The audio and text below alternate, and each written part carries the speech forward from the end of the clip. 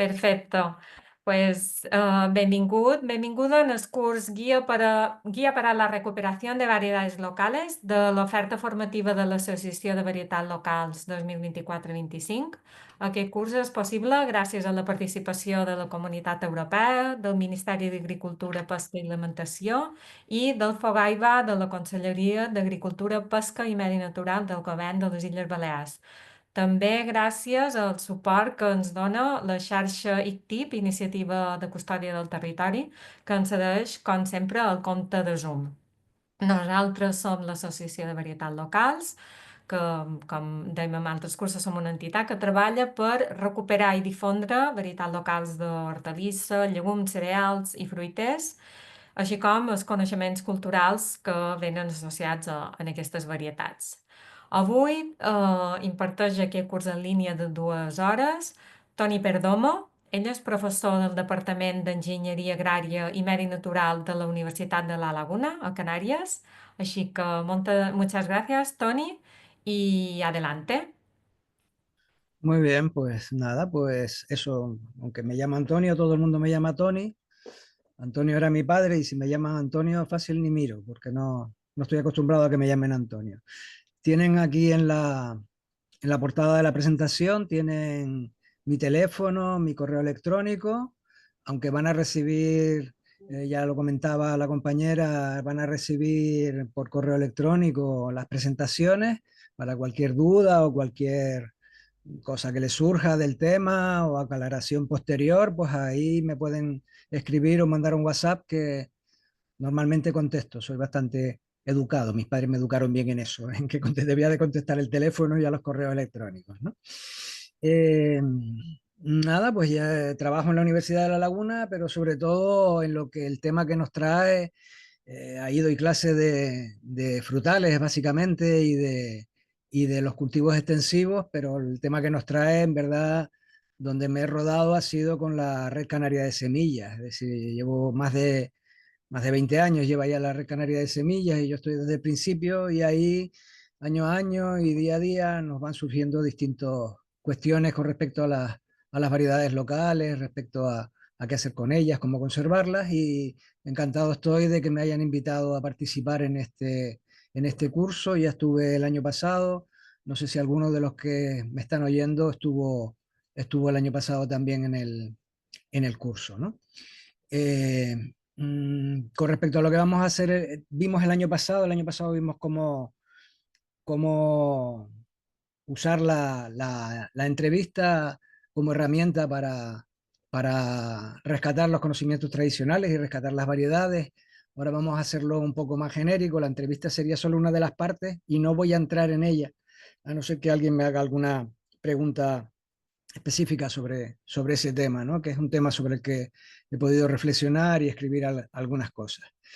Mm, Me mandaron un correo con la filiación, con si eran agricultores, y había, la verdad es que había un elenco bastante amplio, ¿no? Desde técnicos hasta agricultores profesionales, agricultores aficionados.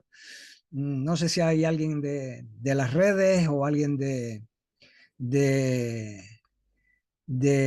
que trabaje o que tenga algo que ver con las variedades tradicionales. Estaría bien que si tienen algo, si tienen alguna relación con las variedades tradicionales, me pusieran algo en el chat y así veo si hay alguien al que a lo mejor el tema le va a quedar un poquito corto. Eh, a ver, porque estoy intentando ver el chat a la vez. Ok, aquí. Muy bien. Pues nada, si les parece, vamos a ir empezando, ¿no? Con la presentación que les había preparado. Me decía la compañera que ya les dije a ustedes que me podían interrumpir en cualquier momento, ¿eh? Yo espero estar atento al chat, aunque esto hay que estar 20 manos a 20 cosas, pero intentaré estar atento al chat si preguntan algo por el chat, y intentaré estar atento también a si levantan la mano y lo veo, ¿no? Vale, veo que está la gente de Menorca, está Jen de Menorca por aquí. Muy bien, pues entonces lo quería saber para que me ayudaran, no para otra cosa. Es decir, para que si ven algún tema que me estoy columpiando, que ha quedado flojo, que es mejor insistir, pues que me echen una mano y que puedan seguir para adelante, ¿no? Muy bien. Pues nada, si les parece, vamos para adelante. A ver, ¿qué pasó? ¿Por qué no pasa esto? A ver, algo está pasándome que no me pasan las diapositivas. Ahí, ok. Muy bien. ¿Cómo me he preparado esta primera parte? Era la parte de acercarnos a la temática y bueno, creo que era necesario, viendo que el panorama era muy variado, que dijéramos primeramente algunos conceptos previos relacionados con la conservación para saber de qué estamos hablando cuando hablamos de estas cosas, ¿no? Y luego ya insistir en algunas paradojas que creo yo que existen en cuanto a la conservación de las variedades tradicionales. Esto ya lo toqué la otra vez, el año pasado, cuando estuve en un curso organizado también por los compañeros de Mallorca, pero lo pasaré mucho más rápido. Y por último, pues entrar en el tema de que las variedades tradicionales no son más que piezas de un agrosistema más complejo, ¿no? Un agrosistema que tiene muchas más cosas, operaciones de manejo, rotaciones, muchas más cosas, ¿no? Esa es la primera parte, ¿no? Que es como un poco ponernos a nivel todos los que estamos y todas las que estamos en esta sesión.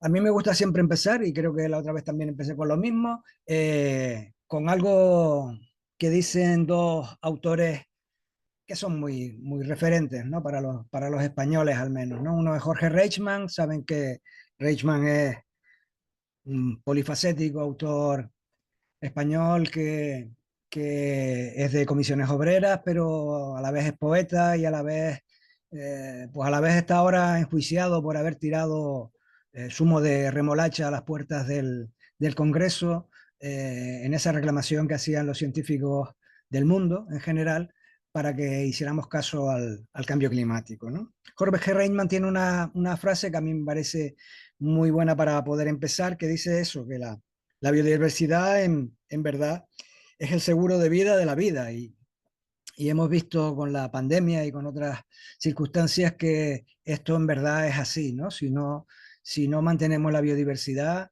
la vida puede estar en cuestión tranquilamente, ¿no?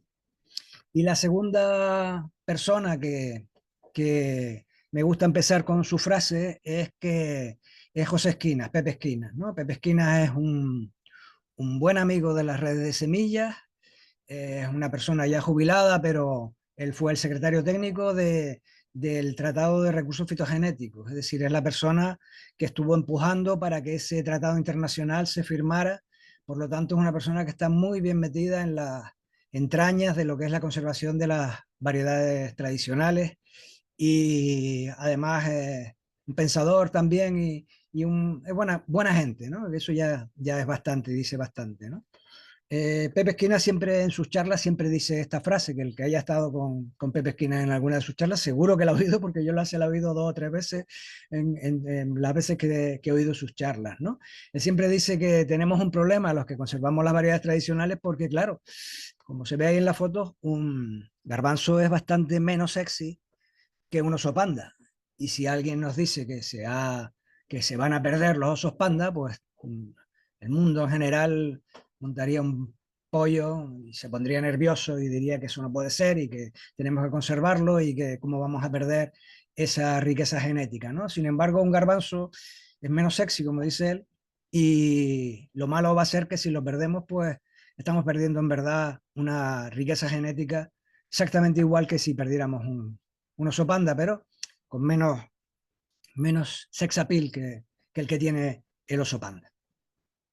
Bien, dicho estas dos pequeñas frases y situándonos ya en el mundo de los conceptos, a mí hay un concepto que siempre se lía, ¿no? Es decir, ¿de qué estamos hablando? ¿Qué son estos de las variedades, ¿no? De las variedades, bueno, saben que manejamos, en el término agronómico hablamos a veces de cultivares, variedades o cultivares viene a ser lo mismo, ¿no? Una taxón que está cultivado simplemente, ¿no? Que es distinto del silvestre, pero bueno, pero eso sí que serían sinónimos, pero frente a ellas tenemos lo que llamamos una variedad comercial, es decir, frente a ellas, no, dentro de lo que son todas las variedades, habría unas variedades que son las variedades comerciales, que son las variedades que han obtenido un obtentor de semillas y que ha puesto en el mercado, que se comercia, que se compra y se vende.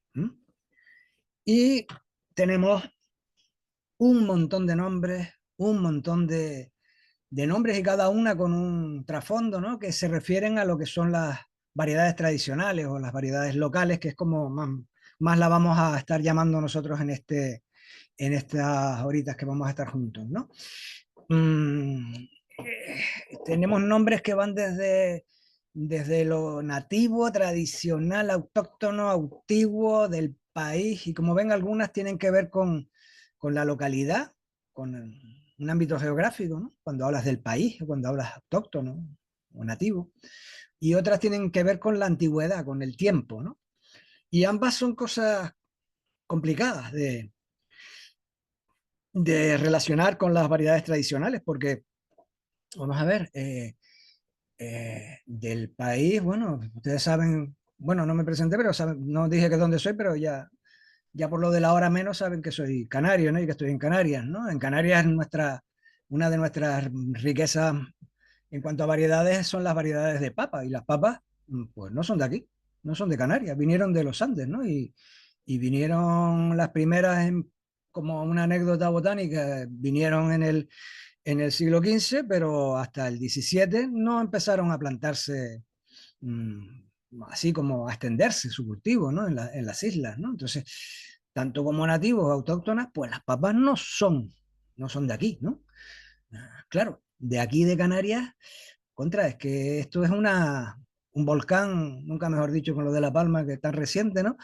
Un volcán que salió en medio del mar y, y cuando salió el volcán, pues empezaron a llegar cosas de fuera, porque hasta que no salió fuera del mar no vino nada, ni silvestre, ni cultivado, ni nada de nada, y lo cultivado vino pues con los primeros pobladores que vinieron a Canarias o con los conquistadores pues, que vinieron en el siglo XV, ¿no? Es decir, que difícil lo tenemos ahí, ¿no?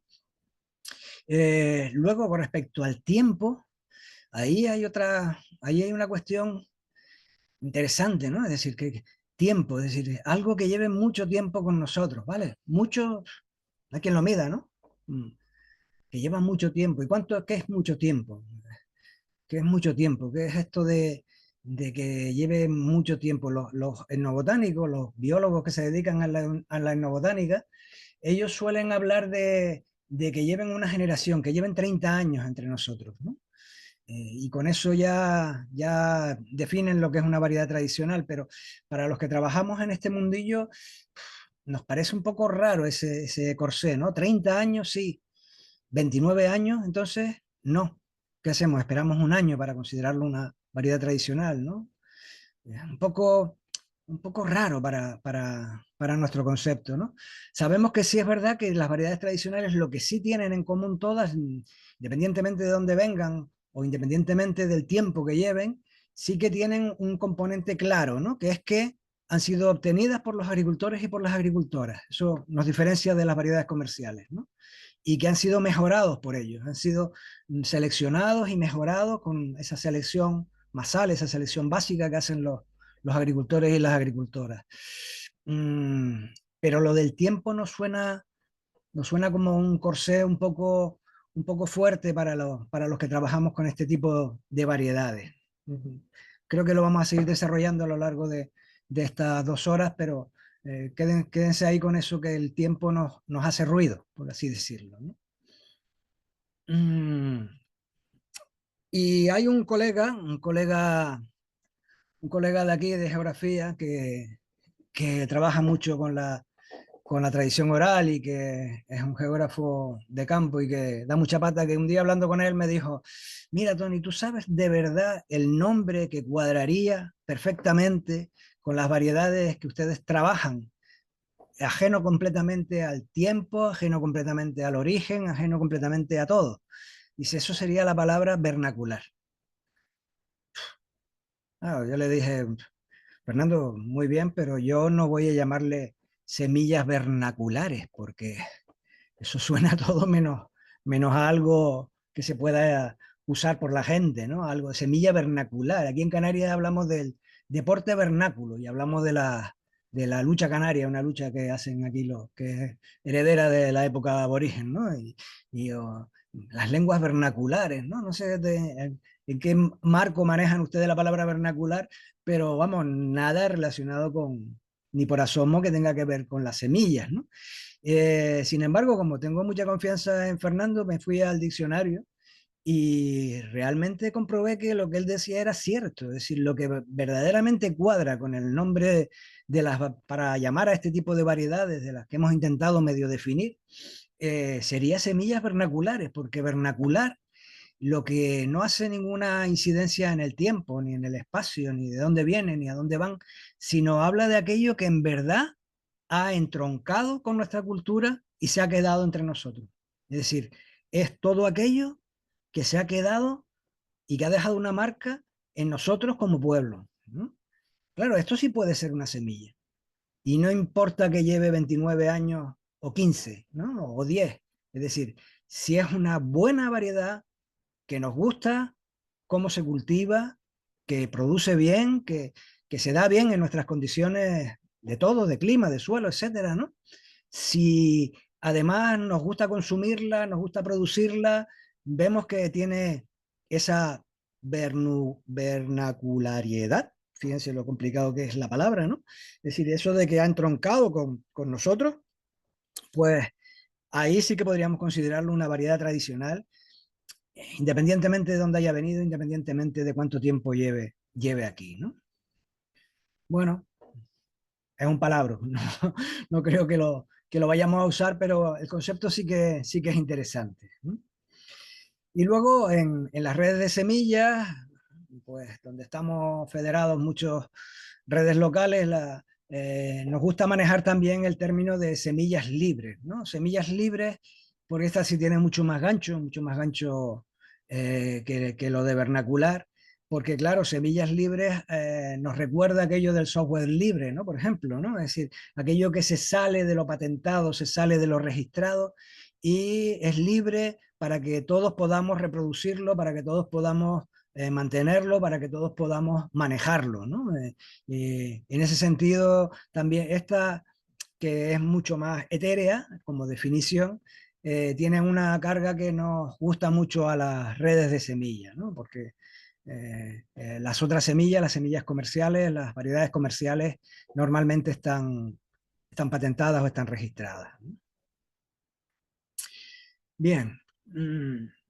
Sin embargo, en terminología de la FAO, en terminología de internacional, de lo que se habla no es ni de variedades locales ni de variedades tradicionales, sino fíjense ustedes que se habla de esta palabra, ¿no? Recursos fitogenéticos.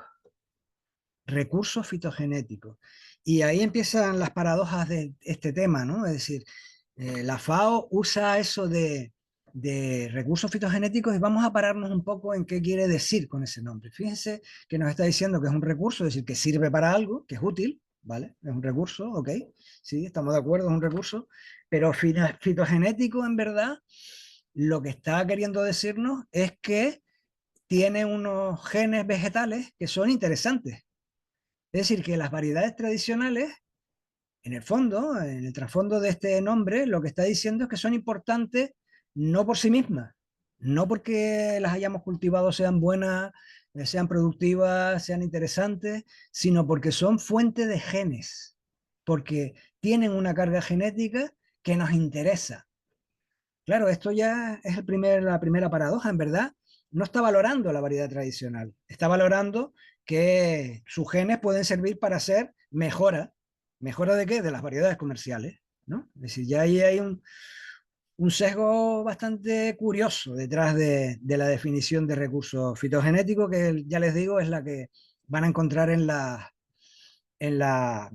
bibliografía que consulten de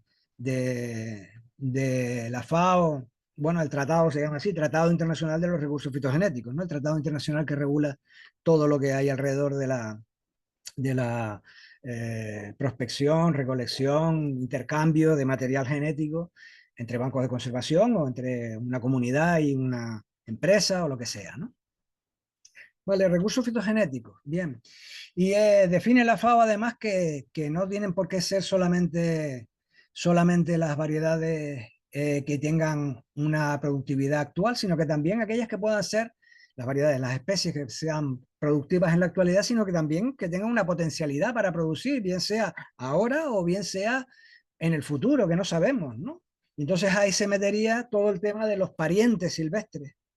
Se dan cuenta, ¿no? Es decir, estaría ahí metido todo aquello que son parientes silvestres de las variedades que cultivamos ahora. ¿Por qué? Porque esos parientes silvestres tienen genes que pueden servirnos para hacer mejoras en cuanto a resistencia o lo que sea, ¿no? Y eso nos puede interesar. Y también, no solo la directa, sino también aquello que en el pasado se cultivó, ¿no? Es decir, las plantas que ahora cultivamos, está claro, sería recursos fitogenéticos, las plantas silvestres, ya me las había saltado, que son las plantas que nos comemos y que son silvestres, también es recurso fitogenético, por ejemplo, la seta o los espárragos, la tagarnina, yo qué sé, ese tipo de silvestres que nos comemos, las afines, aquellas que son silvestres afines, pero aquellas también que nos hemos comido ya no solo en el presente, una actividad futura, sino también en el pasado, ¿no? Le pongo ahí el ejemplo ese de la tacorontilla o tacorontilla que se llama aquí en Canarias, que es como le llamamos al Arum italicus, ¿no? Esa planta que ahora ven en una foto que se da en zonas muy húmedas y que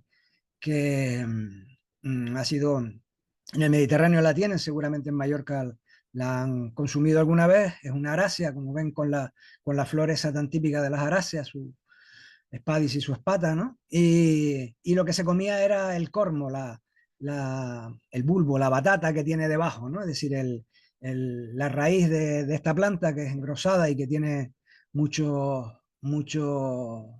almidones, muchos azúcares y que es comestible.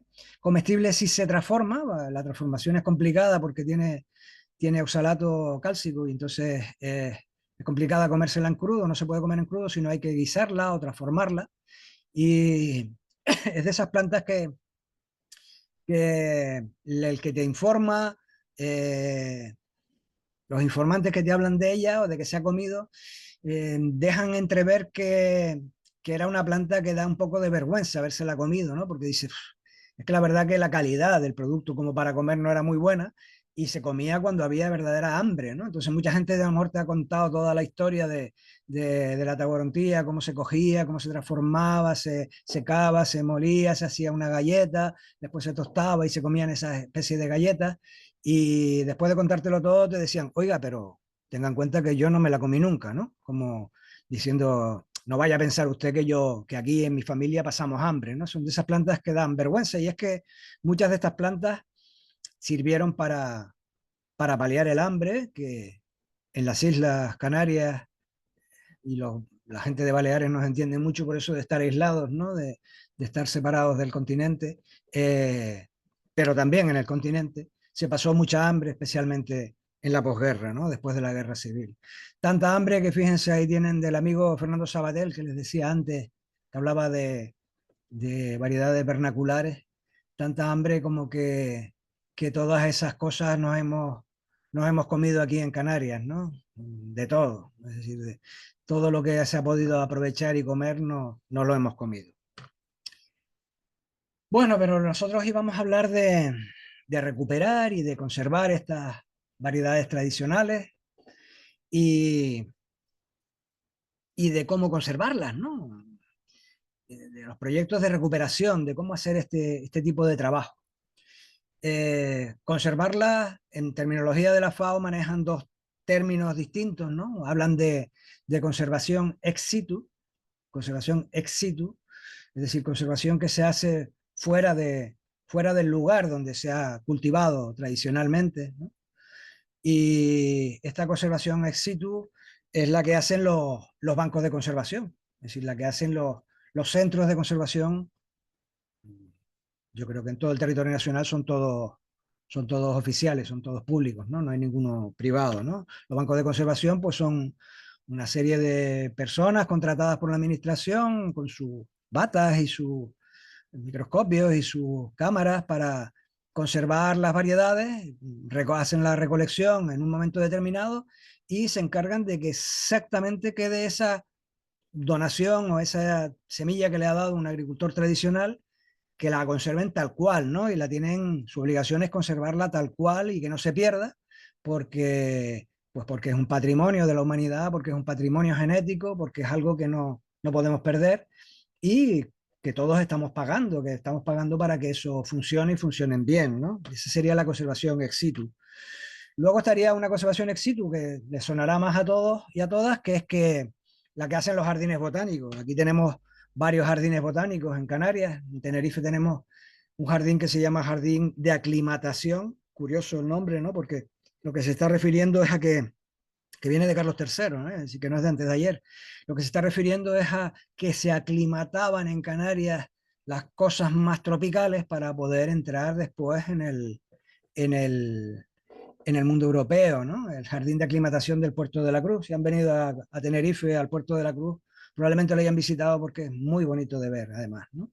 Pues en los jardines botánicos en el fondo hacen conservación ex situ, es decir, han sacado las especies y las variedades de sus lugares de origen y las cultivan en otro lugar, el Puerto de la Cruz, en Tenerife, ¿no? Y luego está la conservación que quizás tiene más que ver con lo que vamos a hablar hoy y con lo que hacen las redes de semilla, que es la conservación in situ. La conservación in situ, ahora en terminología de la FAO, en terminología de la conservación de recursos fitogenéticos, empieza a llamarse conservación on farm, conservación en finca, porque in situ se ha dejado para aquello que nombramos, se ha dejado para aquello que eran los parientes silvestres de las plantas cultivadas, ¿no? Es decir, que ahora empezamos a hablar solamente de conservación on farm para esto, ¿no? Y lo que la conservación sería mantenerlas en cultivo, es decir, que se sigan cultivando en los lugares donde se han cultivado o en otros lugares, pero que se sigan manteniendo en cultivo. Y esto sería también lo que hacen los bancos de semillas, los bancos comunitarios de semillas, más típicos de Sudamérica, pero que seguro que si alguien ha tenido contacto con aquel mundo tan interesante de Sudamérica, pues habrá oído hablar de estos bancos que tienen en las distintas comunidades locales, pues tienen conservan las semillas de la localidad y las plantan y las reparten a los miembros de la comunidad, ¿no? Eso sería la conservación in situ on farm. Y ahí podríamos hablar de conservación in vitro, aquella conservación que se hace pues, para facilitar las cosas que tienen problemas de conservación. Por ejemplo, no todas las semillas se pueden conservar en frío y guardadas, ¿no? Imaginemos un coco. Es decir, no vas a guardar cocos en la nevera porque te llenas la cámara solo con una muestra de cocoteros, ¿no? O en este caso, por ejemplo, ven ahí la conservación que se hace en Tenerife con las variedades tradicionales de papa, se conservan in vitro, porque claro, hay cosas que se tienen que conservar, dice la terminología, en vivo, in vivo, ¿no? Es decir, serían, por ejemplo, los frutales se conservan en vivo en colecciones, ¿no? O se conservan en vivo esas semillas esas plantas que se reproducen vegetativamente, como la papa, como la batata, como el ñame, una planta que comemos aquí, ¿no? Alguien Marina puso, dice, ¿la conservación of requiere usar las formas tradicionales de cultivo o no es necesario solo cultivarla? Bien, la conservación on farm, es decir, en finca, lo que retiene, lo que quiere es que se sigan cultivando. Que se sigan cultivando de manera tradicional, no exactamente, no influiría en la planta la manera de cultivarla, ¿no? Podemos, bueno, iba a decir, podemos usar fitosanitarios y abonos, pero ya casi podríamos considerar que eso es tradicional, por lo menos para el no botánico lleva más de 30 años usándose en en los cultivos de la Unión Europea, ¿no? De Europa, del mundo occidental, ¿no? Ese tipo de input. Pero bueno, me voy por la tangente. Lo que quería decir es que no hace falta cultivarlo de manera tradicional. Eh, lo que sí, al pie quizás lo iba a hablar más adelante, pero al pie de la pregunta lo digo ya, ¿no? Lo que tiene de diferente, de muy diferente, y esto sí que me gustaría que en esta primera parte quedara muy claro, la conservación ex situ, la conservación de los bancos de conservación, con la conservación que hacemos en las redes de semillas, es que mientras que los bancos de conservación tienen la obligación de tener lo que le han donado, y mantenerlo en el tiempo, se queda fijo en el tiempo, cuando tú lo cultivas, lo que va a ir es ir cambiando, va a ir adaptándose, va a ir modificándose, va a ir eh, moviéndose hacia dónde, hacia donde quiere el agricultor y la agricultora que lo mantienen en cultivo, ¿no? Y según sean las condiciones cambiantes del tiempo, ¿no? Del clima, ¿no? Que ya sabemos que está cambiando, ¿no? Entonces, esa es la diferencia. Para ponerlo en un ejemplo muy claro, mientras que la conservación in situ lo que guarda es una foto fija de algo, una variedad que le han dado, la conservación en finca lo que tiene es una película que tiene, como veremos a continuación, como un futuro, ¿no? Vamos a entrar ahora más, lo voy a desarrollar más al final, pero a la pregunta que me haces, no, en principio no hay por qué hacerlo de manera tradicional, ¿no? Vale, estas son fotos de la conservación in vitro de las papas que les estaba diciendo, ¿no? Vale, muy bien.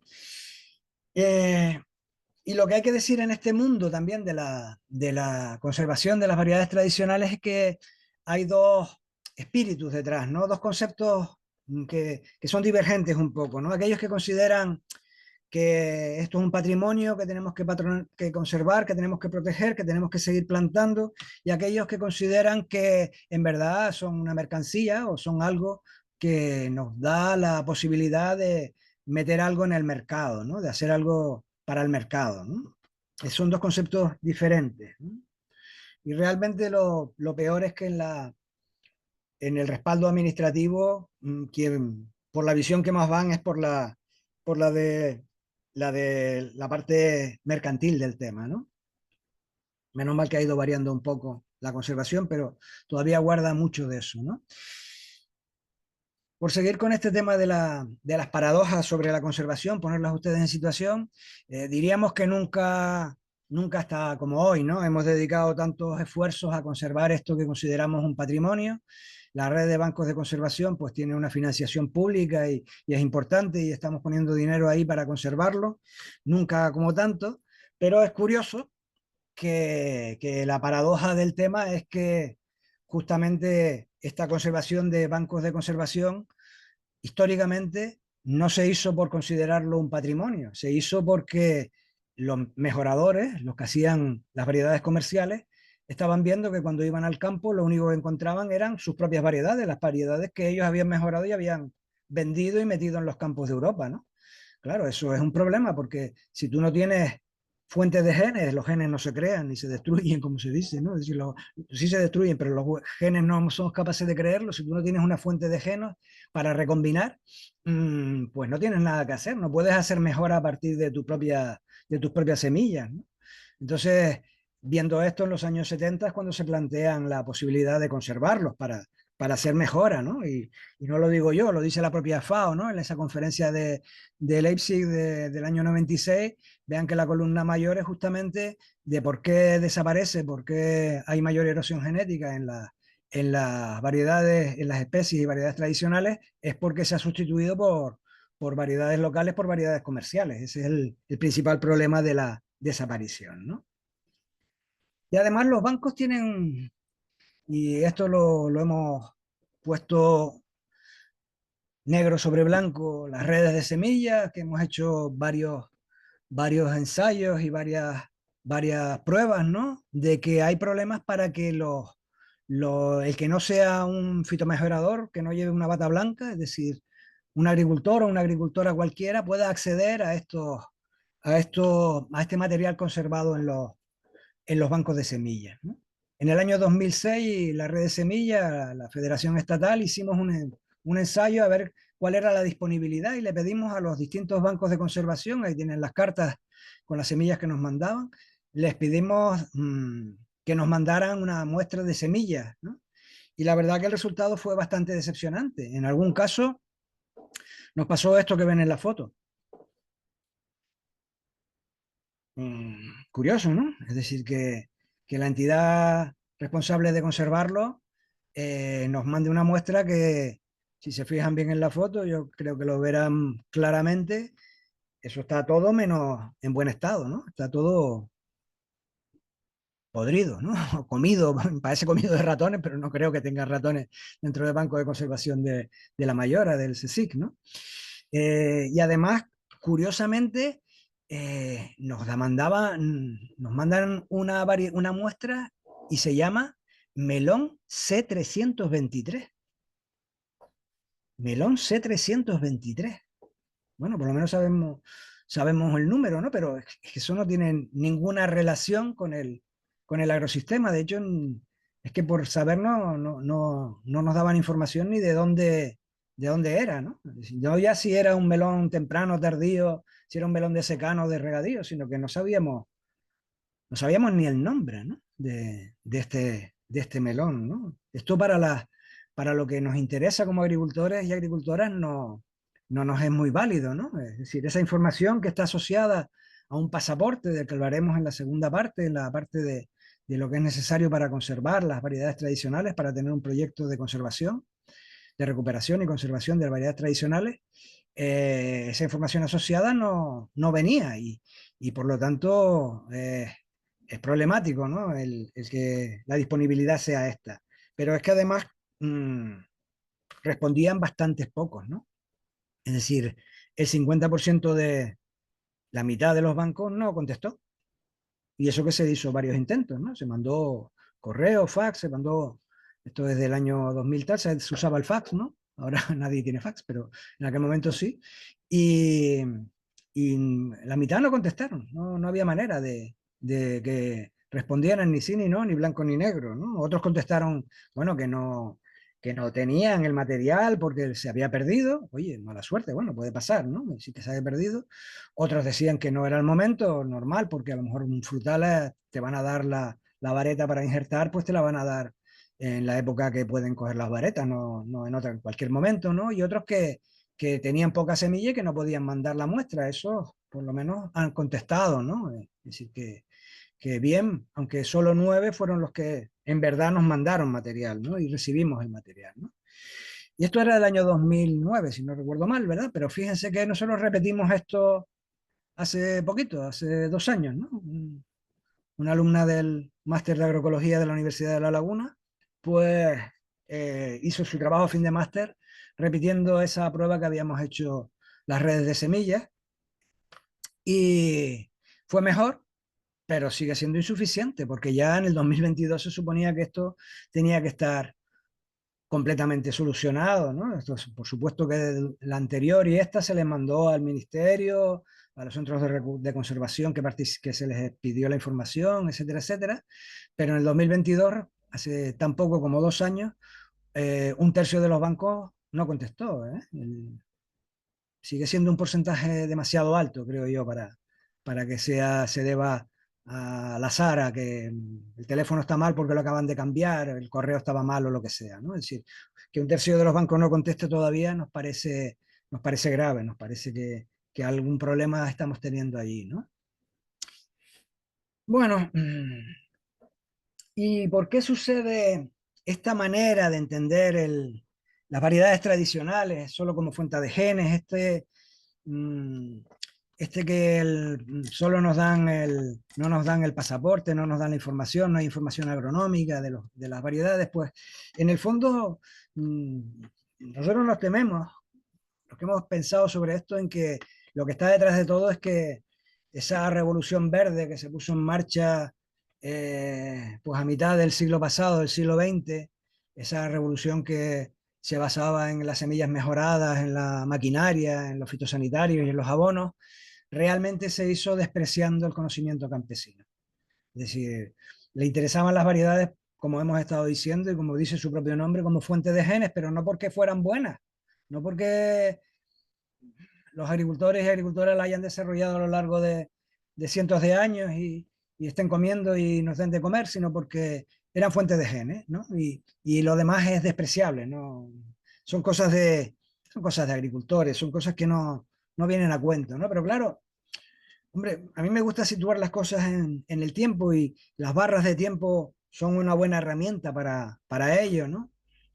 Fíjense que si me pongo solamente en el caso de Canarias, me pongo en el caso de que Canarias lleva 7 millones de años fuera del océano, No sé cuánto llevan las Islas Baleares. La península sé que lleva más, ¿no?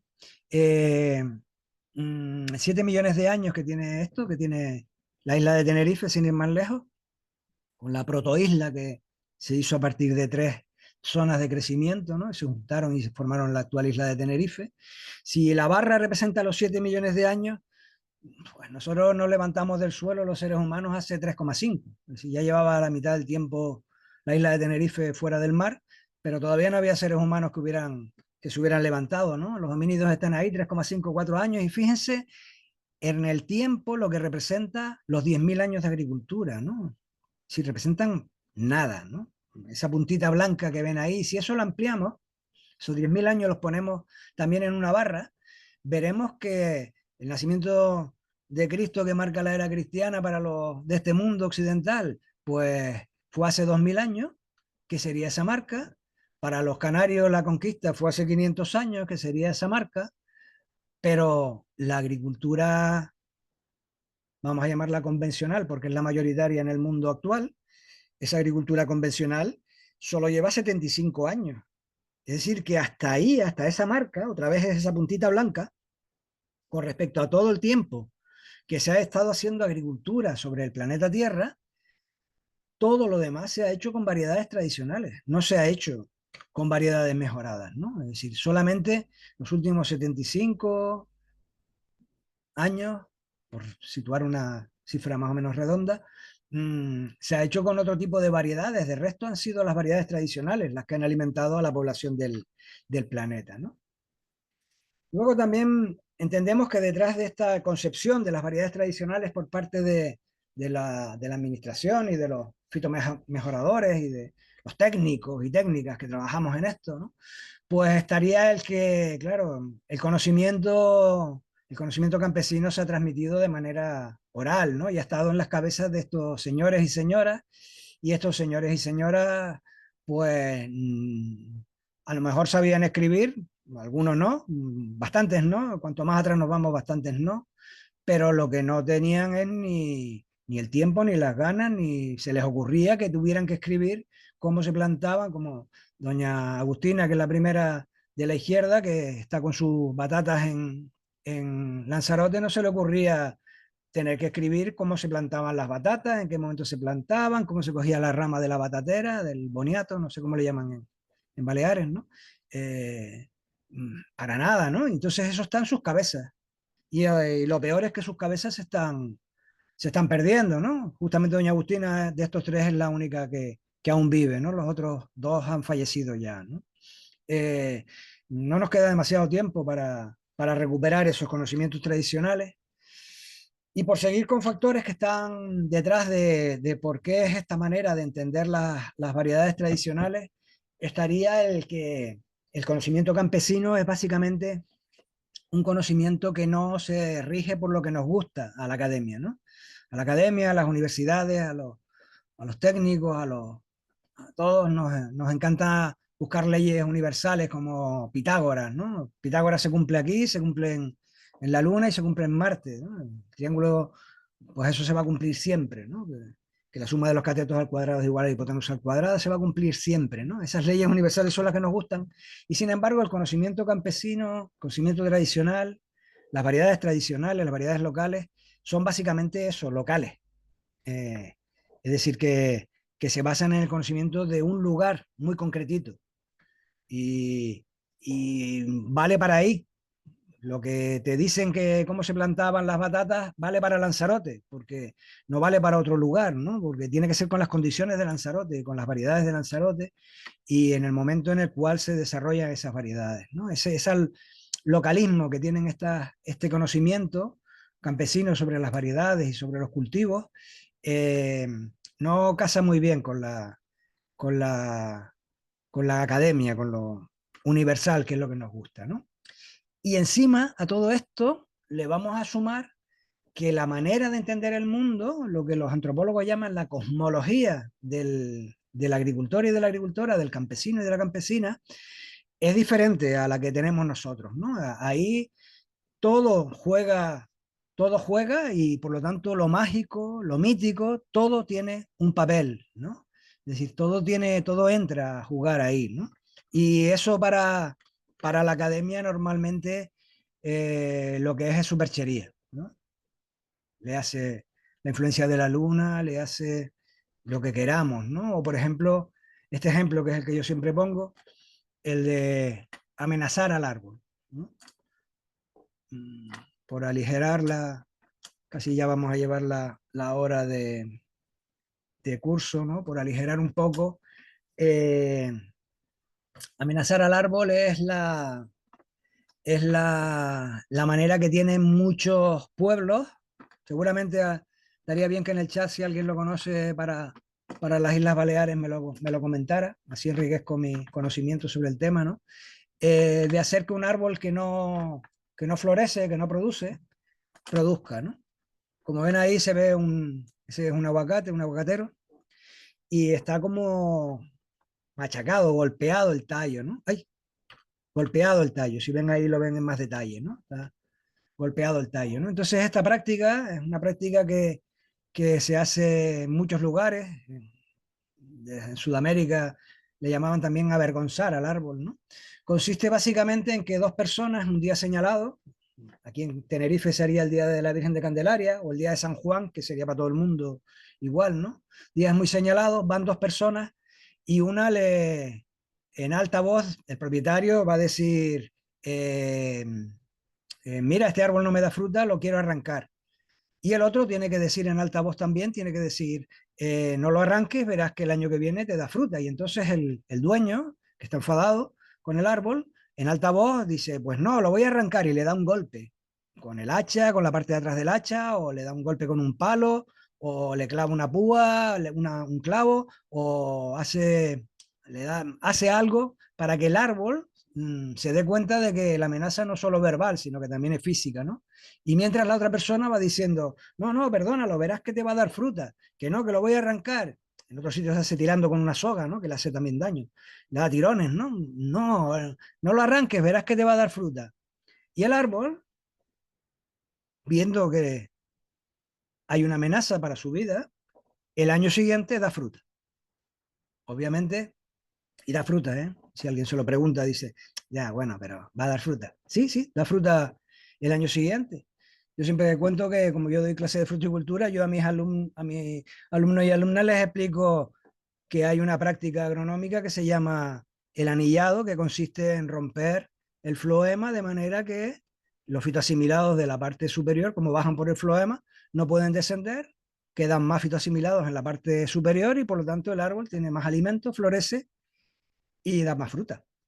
Y eso se hace como una técnica y explicado en términos académicos nos parece una cosa distinta de lo que hacen los agricultores tradicionales, que le llaman amenazar y que a la academia nos parece superchería.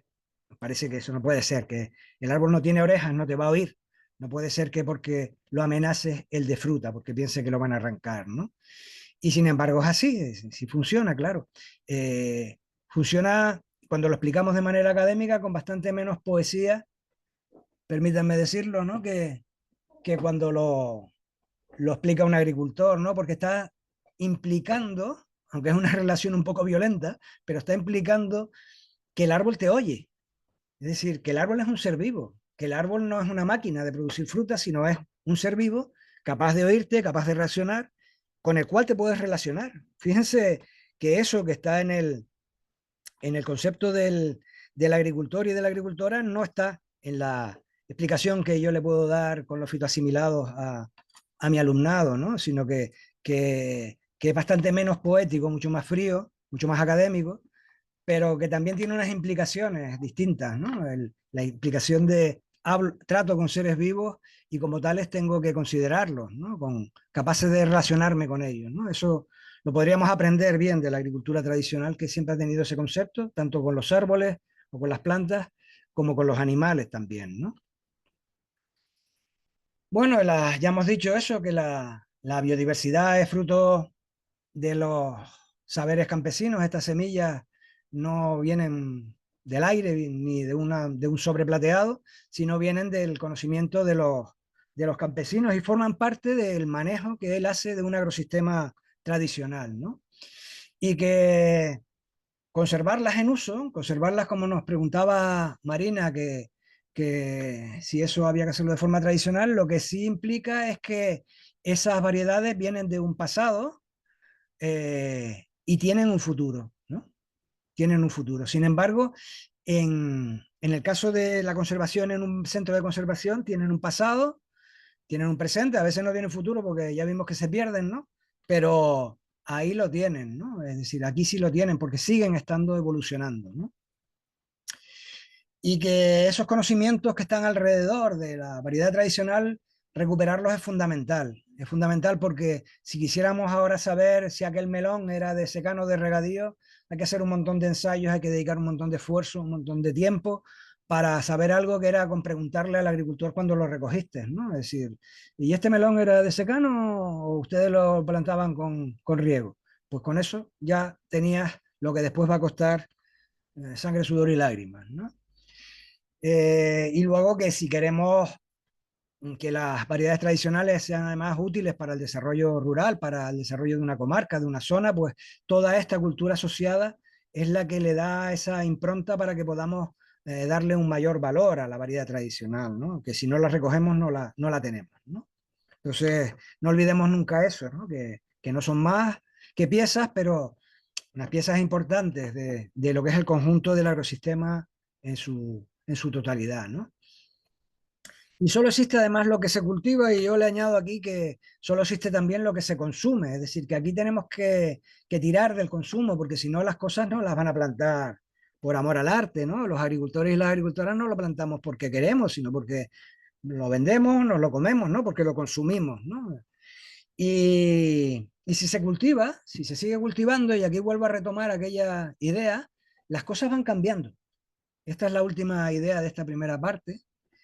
Y es una idea que me van a permitir que les diga que paremos, despiértense los que se hayan dormido, vuelvan del baño o de la cocina, los que estén por ahí, y vamos a reflexionar conjuntamente sobre esto de que las variedades cambian, porque si te paras un poquito a pensarlo, dices, ¿cómo que cambian? Vamos a ver.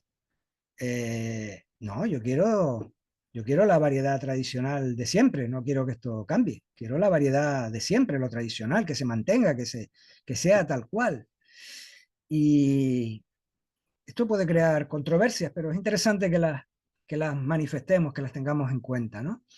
Les voy a poner un ejemplo para situarlo en el lugar, un ejemplo de una cebolla, una variedad tradicional canaria, que es una cebolla que se llama la cebolla de Guayonje. La cebolla de Guayonje es esa de la foto, se planta en una zona de Tacoronte que se llama Guayonje, obviamente, ¿no? Y esa cebolla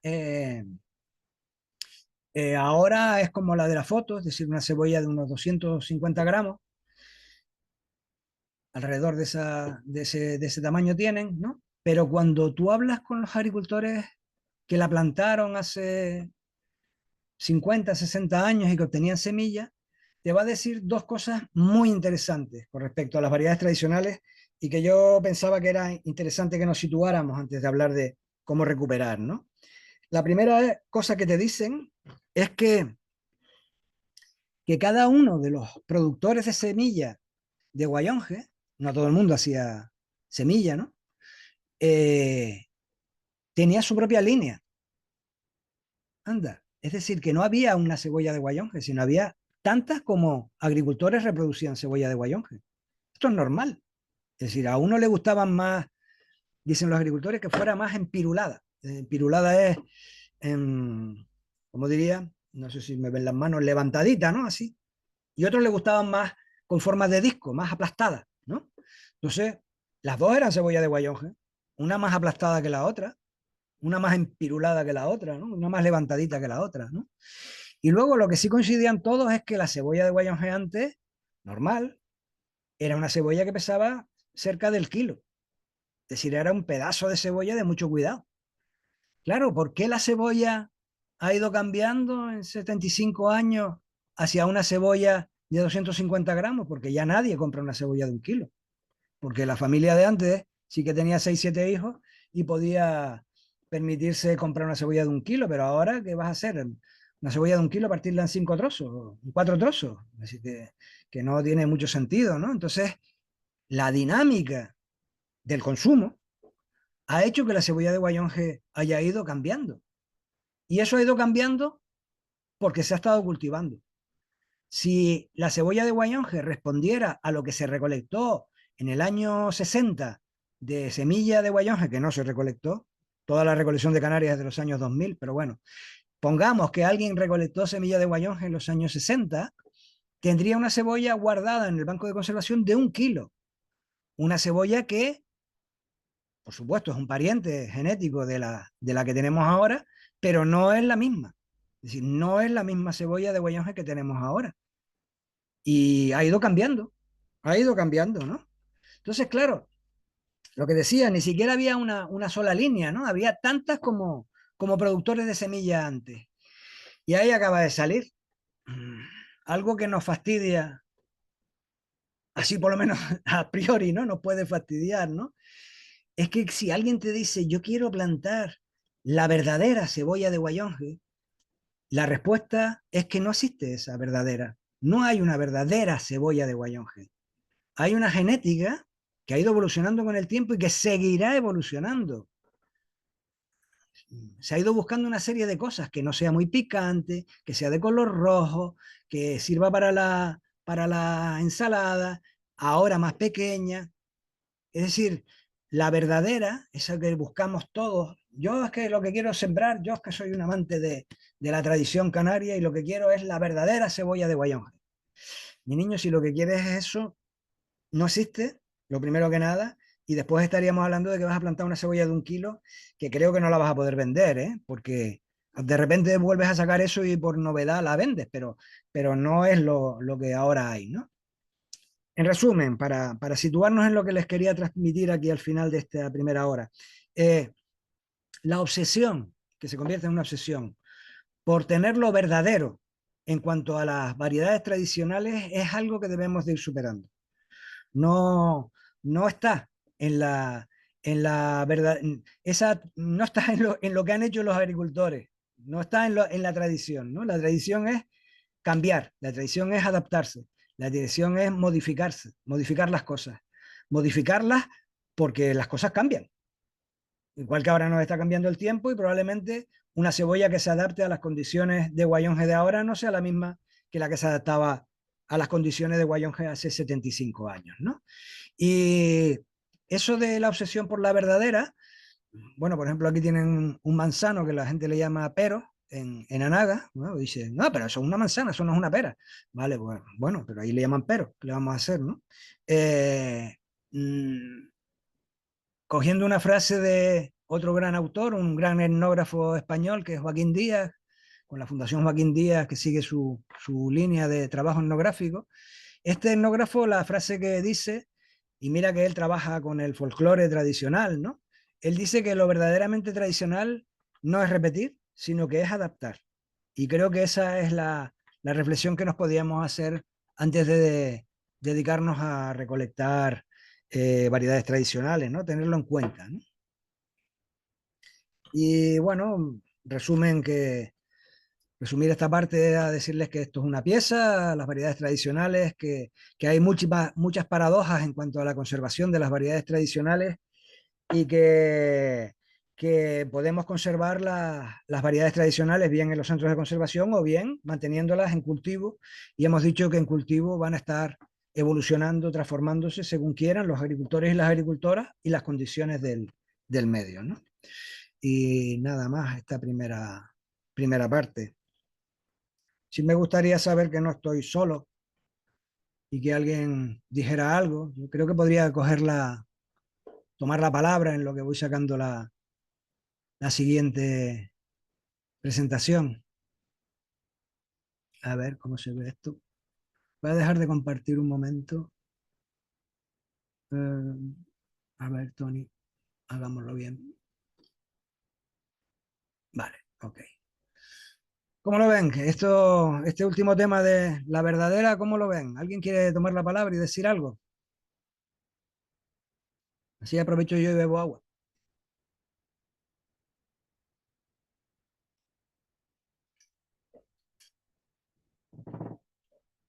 Por el chat o por...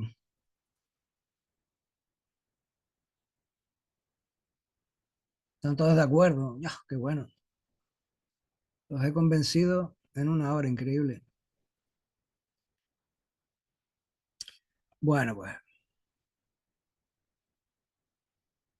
aquí dicen que es interesante y que pues hay que madurarlo, ¿no? La idea, porque a veces partimos de que lo tradicional tiene que ser tal, ¿no? De tal manera, ¿no? Y otra apunta a lo de que sí, evoluciona como el lenguaje, claro, evoluciona como el folclore, evoluciona como todo, como cualquier cosa, ¿no? Todo evoluciona, todo cambia. Pues las variedades tradicionales también evolucionan, ¿no? La obsesión por el verdadero es un problema de nuestras cabezas, pero no de la realidad, no de la realidad de cómo son las variedades tradicionales. Y además eso de que hay tantas, de que, ¿saben el problema de cuando las definimos, ¿no? Es decir, que, claro, defines una de las líneas, cuando dice aquello de que pasó con la moncheta del ganchet, los catalanes que tenían una judía que sacaron una denominación de origen y se quedaron con una de las líneas. Y entonces la gente que había hecho moncheta del gachet toda la vida no podía venderlo porque había una denominación de origen que decía cómo tenía que ser. Es decir, si definía él o la técnico definió que tenía que tener 8 manchas y las de él de toda la vida tenían 7, pues no era moncheta del ganchet y no la podía vender, no la puede vender como moncheta del ganchet. Eso también es otro problema, ¿no? De los corsés que están preparados para otro tipo de cosas, no para las variedades tradicionales, ¿no? Es un problema, ¿no? Bien,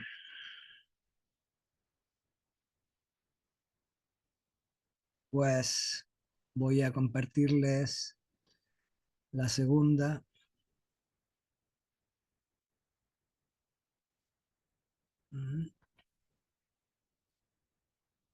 Ok. Espera, compartir la pantalla total. Mm, mm, mm. Ahí, creo que la estén viendo en pantalla total, ¿no? Vale. A mí los compañeros me pidieron que hablara de una guía para recuperar las variedades tradicionales. Y claro, aquí hay un montón de cosas de las que podríamos hablar y las hablamos si ustedes las sacan en el, en el chat o las sacan en cualquier cosa, porque seguro que me voy a dejar cosas, ¿no? Yo le di vueltas a esto de una guía práctica, una guía que en una hora y media se pudiera explicar de cómo conservar y la verdad que es complicado, ¿no? Pero vamos a intentarlo, vamos a intentarlo. Eh, vale. Eh, vamos a ver. Esto está grabando, ¿verdad? Mm, Perdón, para compartir eso. Sí, ok, muy bien. Vale, esta presentación, esta segunda parte, bueno, pues si uno quiere hacer un proceso de recuperación de variedades tradicionales en su localidad, en su pueblo, en donde vive o con sus colegas y tal, pues bueno, lo primero que se va a plantear es cómo conseguir el material vegetal. Lo segundo es, si lo tenemos que conseguir de agricultores y agricultoras, cómo acercarnos. Ya les digo que ahí no vamos a entrar demasiado. Y luego organicé la información en decálogos. A mí me encantan los decálogos. Debe ser que fui a un colegio de curas y eso de la impronta de los 10 mandamientos la tengo ahí. Entonces es como un decálogo más o menos práctico, ¿no? De si uno se quiere dedicar a esto, ¿qué tiene que considerar, ¿no? Y lo vamos a ver así en plan de decálogo. Esas son las 3 cosas que quiero yo que veamos, ¿no? La primera pregunta es cómo conseguirlo, claro. Lo más obvio es, pues si son variedades tradicionales, vamos a pedírselo a los agricultores y agricultoras tradicionales. Por eso aparece en negrita, ¿no? Frente a preguntárselo, pedírselo a otros. Pero es que hay otros sujetos hoy en día que pueden tener variedades tradicionales. Eh, pero los que más las han conservado siempre son aquellos señores que vimos en la foto, ¿no? Y todavía quedan algunos con sus variedades de toda la vida al lado de casa y a lo mejor no le hacemos caso, sino que nos vamos al colega de que es agricultor agroecológico y que tal, no sé qué, y le pedimos las semillas, que las ha traído no se sabe de dónde, y sin embargo al lado de casa tenemos a un señor o señora mayor que tiene un montón de variedades de la zona, ¿no? Y luego también estamos las redes de semillas, que que intentamos facilitar el acceso a este bien que antes era común, que todo el mundo tenía, pero ahora pues las redes tradicionales han desaparecido y las redes de semilla intentamos ocupar ese lugar, ¿no? También la podemos pedir a los bancos de conservación, ya ven los problemas que hay de que un tercio no responden, bueno, vamos a quedarnos con que responden dos tercios y te mandan material, esperemos que esté contextualizado, no descontextualizado, como decíamos, pero sobre todo hay que tener en cuenta, y retomamos la idea de lo verdadero y de aquello de la cebolla de guaños de 1 kilo, que el material que viene de un centro de conservación, perdón,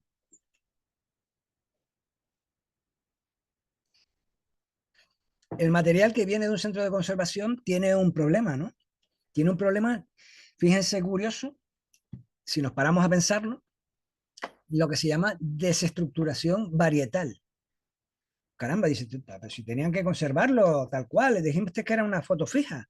¿Cómo que esto que si hay una desestructuración varietal? Pues sí, porque fíjense que un banco de conservación lo que va a hacer es que en su muestra que tomó cebolla de Guayonje, que hemos cogido de ejemplo, que cogió en los años 70, digo que no es el caso, pero bueno, que cogió en los años 70, lo que va a hacer es cuando en su conservación, que la tiene bastante bien hecha y tal, y no sé qué, que le dura, la cebolla es de las, saben ustedes, de las semillas que menos guarda su poder germinativo, cuando la conservas, 2 años ya es, a partir de 2 años ya empieza a perder un montón, ¿no? De poder germinativo. Bueno, pues cuando ellos ven que le bajan, a pesar de que lo tienen bien conservado, el poder germinativo la vuelven a plantar y evitan por todos los medios habidos y por haber que le llegue cruzamiento con ninguna otra cebolla, ¿no? Sino que tiene que ser la misma que le dieron, claro. Pero ellos van a plantar todo su material vegetal para conservarlo y quieren conservar toda la diversidad que le dio el agricultor. Luego ellos van a conservar todo. Claro, ahí hay, en ese todo, piensen un segundo, hay cosas que si hubiera sido un agricultor no lo hubiera conservado. Pero como es un centro de conservación, lo conserva todo. Es decir, que alelos genéticos, genes, vamos a ver cómo lo explico de una manera práctica y sencilla, ¿no? Es decir, cosas que los agricultores habían despreciado y ya no las estaban seleccionando por eso, por ese carácter, el que fuera, ¿no? De repente, como están todavía ahí en su pasado genético, pueden aparecer un individuo que es más pequeño, un individuo que es más grande, un individuo que tiene más color, un individuo que tiene menos color, un individuo que es más picante, la cebolla, o que es menos picante. El agricultor no la hubiera dejado esa para producir semilla, pero el centro de conservación, como lo deja todo para tener toda la diversidad, deja todo, ¿no? Y ese es un problema, ¿no? Es decir, cuando recibes eso, no creas que vas a recibir solamente, si lo han hecho la reproducción varias veces, van a tener alelos que normalmente no dejaría el agricultor o la agricultora. No sé si esto es poco complejo, pero bueno, si no queda muy claro, me preguntan al final, ¿no? Vale, con cómo acercarnos a estos agricultores tradicionales, ya le dedicamos las jornadas del año pasado, las que me invitaron también a participar el año pasado, ¿no? Yo decía que hay que acercarse desde la manera de lo que hemos ya venido a llamar etnoagronómicamente, ¿no? Es decir, como la etnoagronomía, de rescatar los conocimientos de cultivo, los conocimientos de asociaciones, los conocimientos de rotaciones. Hay que pedir toda la información, hay que pedir todo lo posible de esta variedad y no hacerlo desde una manera que yo etiqueté en su momento como bucólico o taxidermista, por ponerle etiquetas a las cosas, ¿no? Bucólico es pensando que todo lo que hacían los agricultores antes, y ahí vuelvo a retomar la pregunta de Marina, ¿no? Tenemos que cultivarlo como antes, todo lo que hacían los agricultores antes estaba muy bien hecho y tenemos que repetirlo. No digo que Marina lo dijera desde un punto de vista bucólico, quiero decir que, pero que sí hay como que podemos ponerlo en un pedestal y realmente desde que hablas con un agricultor tradicional, lo primero que te dice es, mi niño, esto era un trabajo de bruto, esto era un trabajo inmenso. Es decir, pues, que ahora cosechemos el trigo con una cosechadora, pues bendito sea, porque antes la gente estaba doblada de tanto segar agachados, ¿no? Es decir, que no lo colocamos en un pedestal, no tengamos una visión bucólica de aquel pasado, y taxidermista porque hay muchas maneras de recoger la información que ahora lo que hacen es vaciarlo de contenido, como taxidermistas son los que disecan los animales, le quitan las vísceras, le quitan lo importante y lo dejan dice Marina que lo había leído y que no había, quería saber si no había que ser tan estricto. Yo pienso que no, ¿eh? Que no hay que ser tan estricto. Taxidermista es el que le quita las vísceras y lo pone ese animal disecado que en verdad parece el animal pero no lo es, ¿no? Eso también es otra de las posibilidades. Me estoy refiriendo ahí a ese tipo de recuperación de la información que tiene que ver con repetir cosas, pues en una sociedad como la Balear y la Canaria turística, pues para los turistas, ¿no? Es decir, vamos a hacer gofio con un molino de mano porque a los turistas les encanta vernos ahí moviendo la piedra de moler, ¿no? Es decir, ese tipo de cosas en verdad es quitarle el fundamento, quitarle las vísceras y quedarse solamente con la cáscara y eso no me parece interesante, ¿no? Vale. Y la herramienta que usamos es la entrevista semiestructurada, que no puedo entrar porque no tengo tiempo. Les recomiendo que si quieren conocer la técnica, pues ese colega que hablé antes, Fernando Sabaté, conmigo y con una compañera, Virginia Fonso, escribimos un libro que lo tienen ahí y que tienen está en la web de Redes Semillas y ahí les habla, viene también un decálogo como el que vamos a ver ahora, un decálogo práctico de acercarse de cómo hacer una entrevista, ¿no? Porque es necesario conocer la técnica de la entrevista para no tener sesgos en la evolución de la entrevista, ¿no? No meter fallos, que son, una vez escritos ya son inamovibles, porque lo escrito pesa más que lo oral, eso siempre es así. Y es un peligro que nosotros que nos dediquemos a escribir cosas y nos equivoquemos y luego quede escrito y les aseguro que eso pasa, que me ha pasado hasta a mí tener cosas escritas que pesan ahora más que la realidad y la realidad era otra, ¿no? Así que tengan cuidado con eso. Vale, y sin más empiezo con el decálogo, que si no, no me va a dar tiempo, porque me dijeron que tenía que acabar a las 7 en punto. Vale, vamos para allá. Primer mandamiento del decálogo este de recuperar las variedades tradicionales, pues, bueno, recordamos lo último, que no existe la verdadera, ¿eh? ¿Vale? Es decir, tengamos en cuenta que no nos obsesionemos con la verdadera variedad. ¿Vale? Eso implica que, bueno, que todo lo que me diga el agricultor o la agricultora, pues será verdad. No será, no, sino es verdad. Es decir, es lo que es, ¿no? Si él me dice que eso es así, ¿no? No hay tutía, no hay más, porque las cosas cambian, porque las cosas se modifican, ¿no? También que tenemos que aceptar que las cosas se innova, se mejora. Claro, si pesaban 1 kilo, ahora pesan 1/4 de kilo. Claro. Y aunque se salga del canon, pues ahí está. Es decir, que ahí está, ¿no? A ver qué Carles dice, algo dice, debemos entender que si estamos cultivando una variedad y nos encontramos con una manifestación genética natural diferente de la variedad en cuestión, hemos de intentar guardar simiente de ese cambio genético. Mm, vale, Carles. Lo que yo decía es justamente alelos no deseables, ¿no? Entonces, en ese caso sería malo dejarlo. Es decir, por ejemplo, en la cebolla, que te salen cebollas que no tienen el color rojo que tú estás buscando. Entonces, no debías de dejar porque viene de una cebolla que era distinta, ¿no?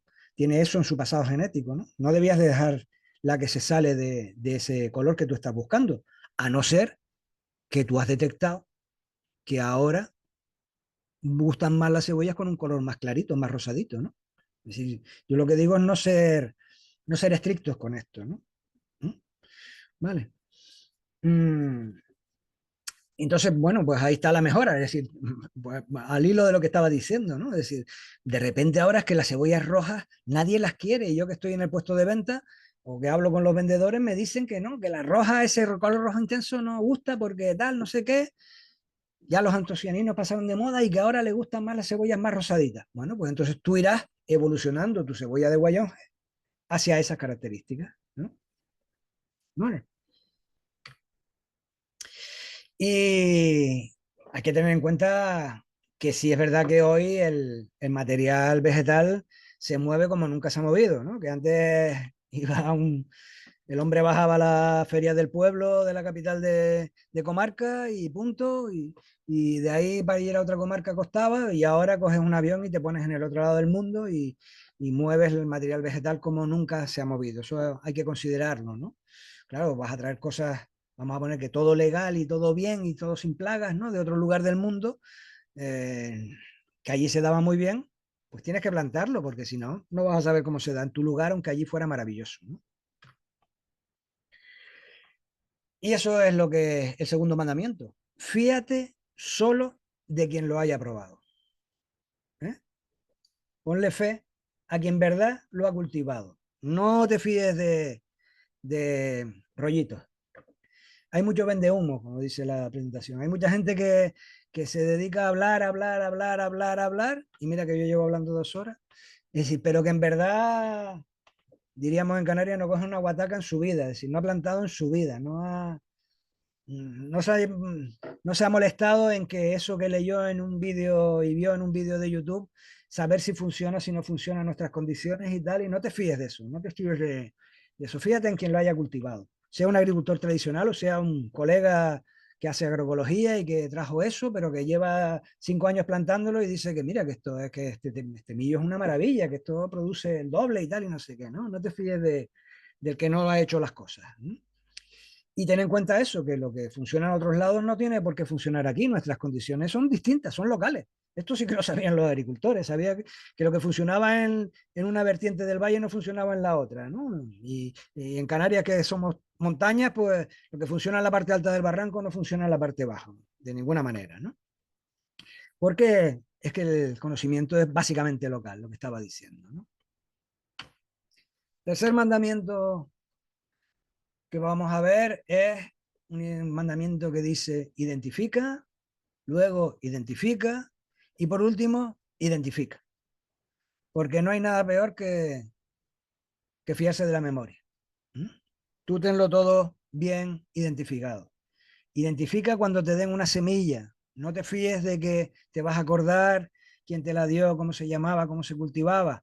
Haz eso, márcalo, escríbelo en la bolsa, escríbelo por fuera de la bolsa y por dentro de la bolsa, porque lo escribiste mal por fuera de la bolsa de papel y luego se mojó y se perdió lo que habías escrito. Ponlo también dentro en otro papelito, ¿no? Identifica bien las muestras, guarda bien, porque no hay nada peor que verte en el bolsillo con 5 cosas y ya no saber cuál es cuál, ni de dónde venía, ni quién era, ni nada por el estilo. Identifica bien el origen de quién es el que te lo dio, qué zona es la que te lo dio, dónde lo cultivaba. Identifica muy bien eso y ten cuidado con dos palabras que se manejan en conservación, que son las sinonimias y las homonimias. Estos son palabras interesantes, que nos paremos otro segundo, vuelvan a despertarse si están durmiendo, ¿no? Una sinonimia en conservación nos está queriendo decir aquello que tiene igual nombre pero que es distinto. Esto es típico cuando los nombres se refieren a una característica física. Por ejemplo, no sé, me viene ahora higos negros, ¿no? Un higo negro es porque el higo es negro. Obviamente, ustedes que son de Baleares y saben mucho de higos, ¿no? Higos negros, pues claro, negros tienen el mismo nombre, negros, pero en verdad son genéticamente diferentes. Puede haber dos negros, uno más achatado, otro más tal, uno más temprano, uno más tardío, uno con la piel más dura, uno con la piel más blanda, uno con el ostiolo, con el agujerito más grande, otro con el agujerito más chico, ¿no? Eso serían sinonimias, sobre todo son referidas a esos caracteres que son más físicos, más de ver, ¿no? Y homonimia es lo contrario. Una homonimia se produce cuando, cuando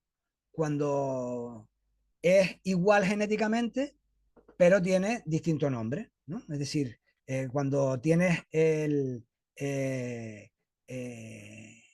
mm, que el nombre que le dan en una localidad es distinto del nombre que le dan en otra localidad. Y sin embargo es lo mismo, es la misma variedad, ¿no? Es típico, por ejemplo, de las variedades que tienen el nombre de una persona.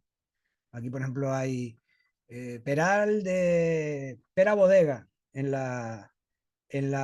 Tegueste había una pera que le llamaban pera bodega. ¿Y por qué se llama pera bodega? Pues porque había un peral enfrente de una bodega que todo el mundo cogía las púas en aquella comarca. Pero claro, eso en otro lugar tiene otro nombre, ¿no? Es decir, pero genéticamente son lo mismo, ¿no? Es la misma pera, ¿no? Eso serían las sinonimias y las homonimias. Y para romper eso, no hay nada mejor que llevarse lo que se llama una colección de referencia. Una colección de referencia es que tú llevas una muestra, bien sea en fotos, es más práctico en fotos, pero es peor, o bien sea si son semillas en semillas, para que cuando estés hablando de algo sepas que estás hablando de esa variedad en concreto, no estás hablando de otra cosa, ¿no? Entonces eso es lo prudente, llevarse esa colección de referencia, ¿no? Para saber de qué estamos hablando. No me acuerdo cuál es, creo que es la cuarta. Recoger toda la información y de manera sistematizada. ¿Qué quiere decir eso? Quiere decir que necesitas que la información esté toda recogida, ya decíamos, identifica, pero además hazlo de manera organizada, es decir, no vayas manga por hombre, ¿no? Porque te vas a dejar informaciones si no. Y eso lo mejor que hay que hacer es tener una buena ficha o lo que se llama en los centros de conservación un pasaporte. Es decir, una ficha donde tú sabes que tienes que rellenar el campo nombre, pues tienes que poner el nombre de la variedad, tienes que poner quién te lo dio, pues quién es el donante, pues tal. Tienes que poner características agronómicas con tamaño, fecha de plantación, pues sabes que tienes que poner eso, ¿no? Entonces, una buena ficha de recolección es importante para recoger, ¿no? Y luego ten en cuenta eso, que tienes que tener información de manejo, información también sobre las cualidades, información sobre si esta era buena para, si era un higo, otra vez con los higos, pues si era un higo bueno para comer en fresco o era un higo bueno para hacer higos pasados.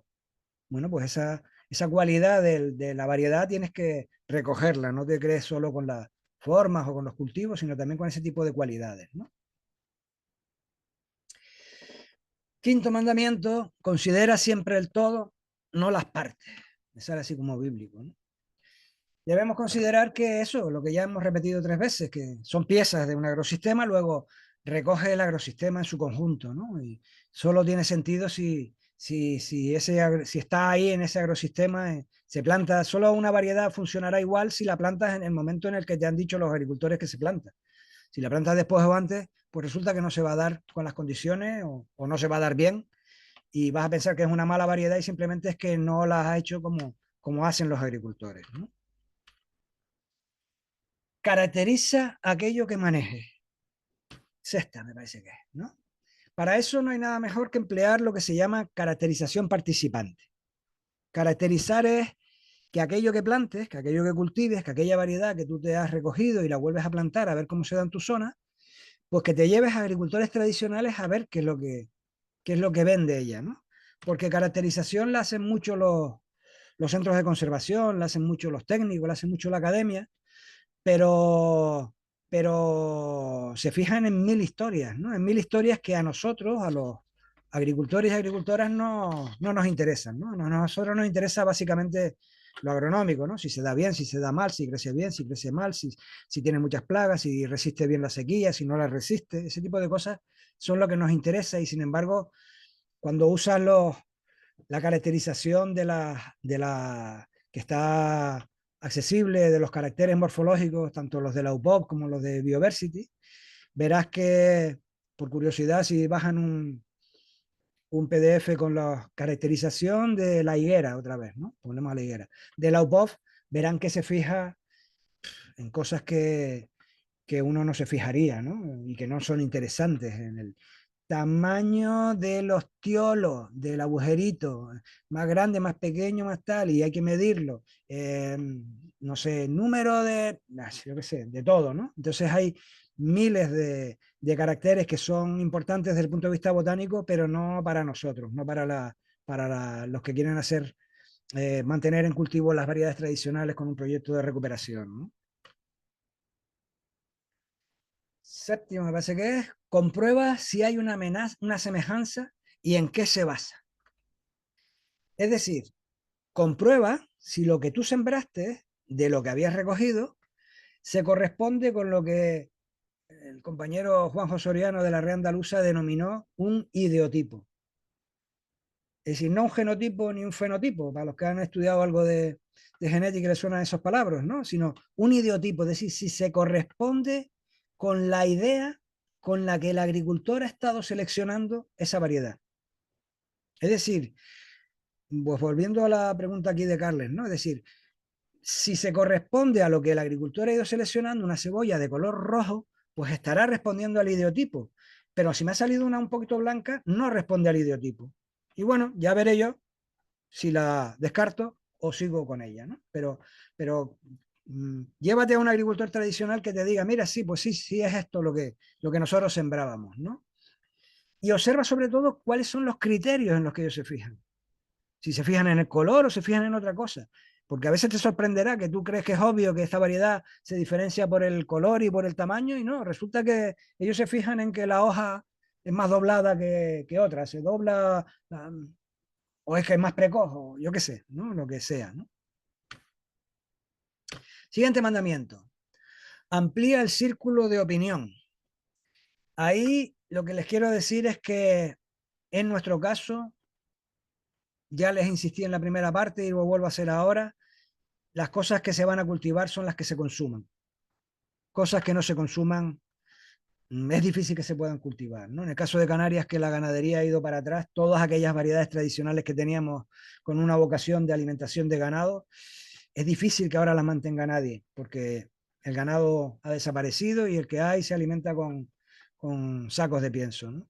Entonces es muy difícil que las mantenga alguien y ya están los bancos de conservación para conservarlas, ¿no? Nosotros tenemos que, me estoy yendo a un ejemplo que no sería el mejor para lo que estoy diciendo ahí, pero que el consumidor sea también el que marque un poco la pauta. Entonces, en este sentido, esas catas o esas análisis sensoriales que se hacen con público son muy interesantes porque te van a dar una idea o con vendedores, ¿no? Te van a dar una idea de hacia dónde debes de ir con la variedad, ¿no? Por eso, por lo que dice después, ¿no? Porque queremos que se cultiven y solo se cultivan si se consumen, ¿no? Creo que es el noveno. Dice, noveno, prepárate bien para la conservación, porque claro, no habría nada peor que esto que han conservado los agricultores, tú vayas y no, porque no lo pudiste plantar, se lo pierdas, ¿no? Y recuerda que para conservar hay una trilogía virtuosa para conservar bien una semilla, que es la mínima humedad posible, guardarla a una temperatura fría, 4 o 6 grados en la nevera y que no le dé la luz. Entonces esa trilogía es la básica para conservar, que es lo que han hecho los agricultores tradicionales, teniéndolo en un sitio fresco, dentro de una lata y guardándola bien seca. Pues lo mismo, nosotros tenemos otras maneras de secar y tenemos neveras, pero básicamente es lo mismo que han hecho los agricultores tradicionales a lo largo del tiempo para conservar sus variedades, ¿no? Y la luz, pues nosotros la metemos en la nevera, como la nevera se apaga la luz, que antes no tenían nevera, pues antes lo ponían en una lata para que no les llegara la luz en el lugar donde las tenían, ¿no? Y ahora podemos tener eso, ¿no? Eh, yo creo que de conservación de variedades de semillas les habrán hablado o les hablarán en otros cursos, porque estaría el tema de lo de las semillas, si son ortodoxas, es decir, si responden bien a estos tres parámetros que acabo de decir, o son lo que se llaman recalcitrantes, es decir, que tienen problemas de conservación, ¿no? Son aquellas más tropicales, aquellas más gordas, semilla gorda, ¿no? Una pipa de aguacate, una semilla de aguacate no se puede conservar desecándola porque la matarías, ¿no? Es decir, no, moriría, ¿no? Pues esas son semillas recalcitrantes. Esto merece todo un curso que supongo que o se los han dado o los han ofertado o los ofertarán sin problema. Y creo que estoy empezando a acabar. Mm, eh, bueno, el último mandamiento, creo, o el último, el penúltimo, es que cumplas con tus compromisos. ¿Qué quiero decir con cumplir con los compromisos? Bueno, pues lo que quiero decir es que el propietario de la información que se da es la comunidad, es la gente que te lo ha dado, es el agricultor o la agricultora que te lo ha dado, ¿no? Y lo mínimo que se despacharía es que tú se lo devolvieras a sus verdaderos propietarios, ¿no? Que se lo deja a ellos, ¿no? Es decir, que le des tanto, si has pasado por escrito información que ellos te han dado, pues que eso vuelva a sus justos dueños, ¿no? A los que la han mantenido durante tantos años. Y si has reproducido sus semillas, pues qué menos que hacerle llegar las semillas que tú has reproducido. Eh, esto, en el caso de agricultores tradicionales, si es un colega que hace agroecología, es menos importante. Ya me van a entender por qué me río, ¿no? Porque es que en el caso de un agricultor tradicional, un señor como los de la foto, o una señora como las de la foto, la palabra es fundamental. Lo oral es lo fundamental. Ya decíamos que son conocimientos transmitidos de manera oral y si tú le dices a un agricultor de eso o a una agricultora, le dices, mira, nada, no se preocupe, usted me dé estas semillas, yo las voy a plantar, voy a sacar semilla nueva y ya yo se la traigo. Eso si se lo dice a un colega de agroecología, pues hasta por el tono sabe si se lo va a llevar o no y te conoce de viejo y sabe que sí o que no. Pero un agricultor tradicional va a pensar que eso es así, que se lo vas a llevar, o que si has sacado una foto le vas a llevar la foto, o si te ha dado información le vas a llevar el escrito, ¿no? Porque la palabra dada para un agricultor tradicional es importante. Y porque por nosotros hayamos perdido esa importancia, no debemos de no prestarle la importancia que tiene, porque lo que lograríamos es lo que se llama quemar a esa persona, ¿no? Quemar al informante, en el sentido de que al siguiente que le vaya a pedir la semilla le va a decir, sí, hombre, te voy a dar la semilla que todavía estoy esperando, que otro que vino por aquí me dijo que me iba a dar información sobre ellas y aquí estoy esperando todavía, ¿no? Eso, al que se dedica a este mundillo, le habrá pasado igual que me ha pasado a mí más de una vez, ¿no? Entonces, si dan la palabra de que van a hacer algo, háganlo, ¿no? Háganlo. Y además es de justicia hacerlo, devolverle la información y devolverle el material a la comunidad de la que ha salido, ¿no? Y porque además eso sirve para revalorizarlo, ¿no? El agricultor lo ha hecho toda la vida, ya se extrañó de que fuera alguien distinto de su zona y que estuviera interesado en esa variedad que él ha plantado siempre, ya eso le extraña, ya le enorgullece, por eso te da la semilla normalmente, ¿no? Porque le enorgullece ese hecho, ¿no? De que tú te preocupes por eso.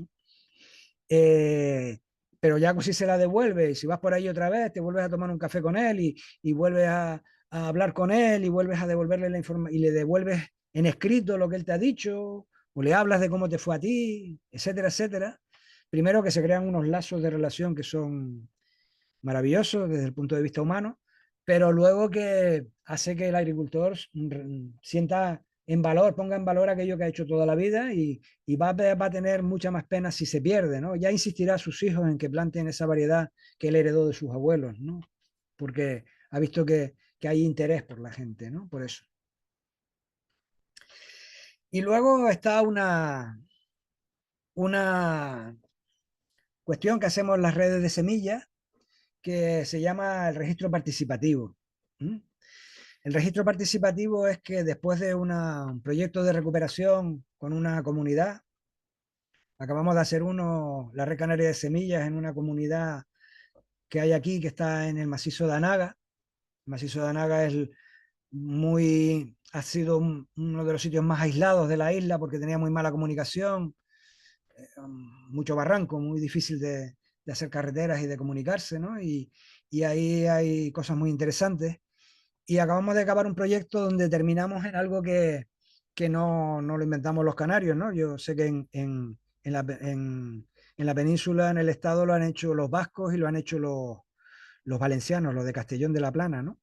Que se llama el registro participativo. Y la verdad es que nos encantó este, este hecho, que era con el que quería yo acabar, pues dedicarle unos minutos a contarles cómo es un registro participativo, porque me parece muy interesante que si se meten en un proyecto de recuperación pudieran acabar en una cosa así, ¿no?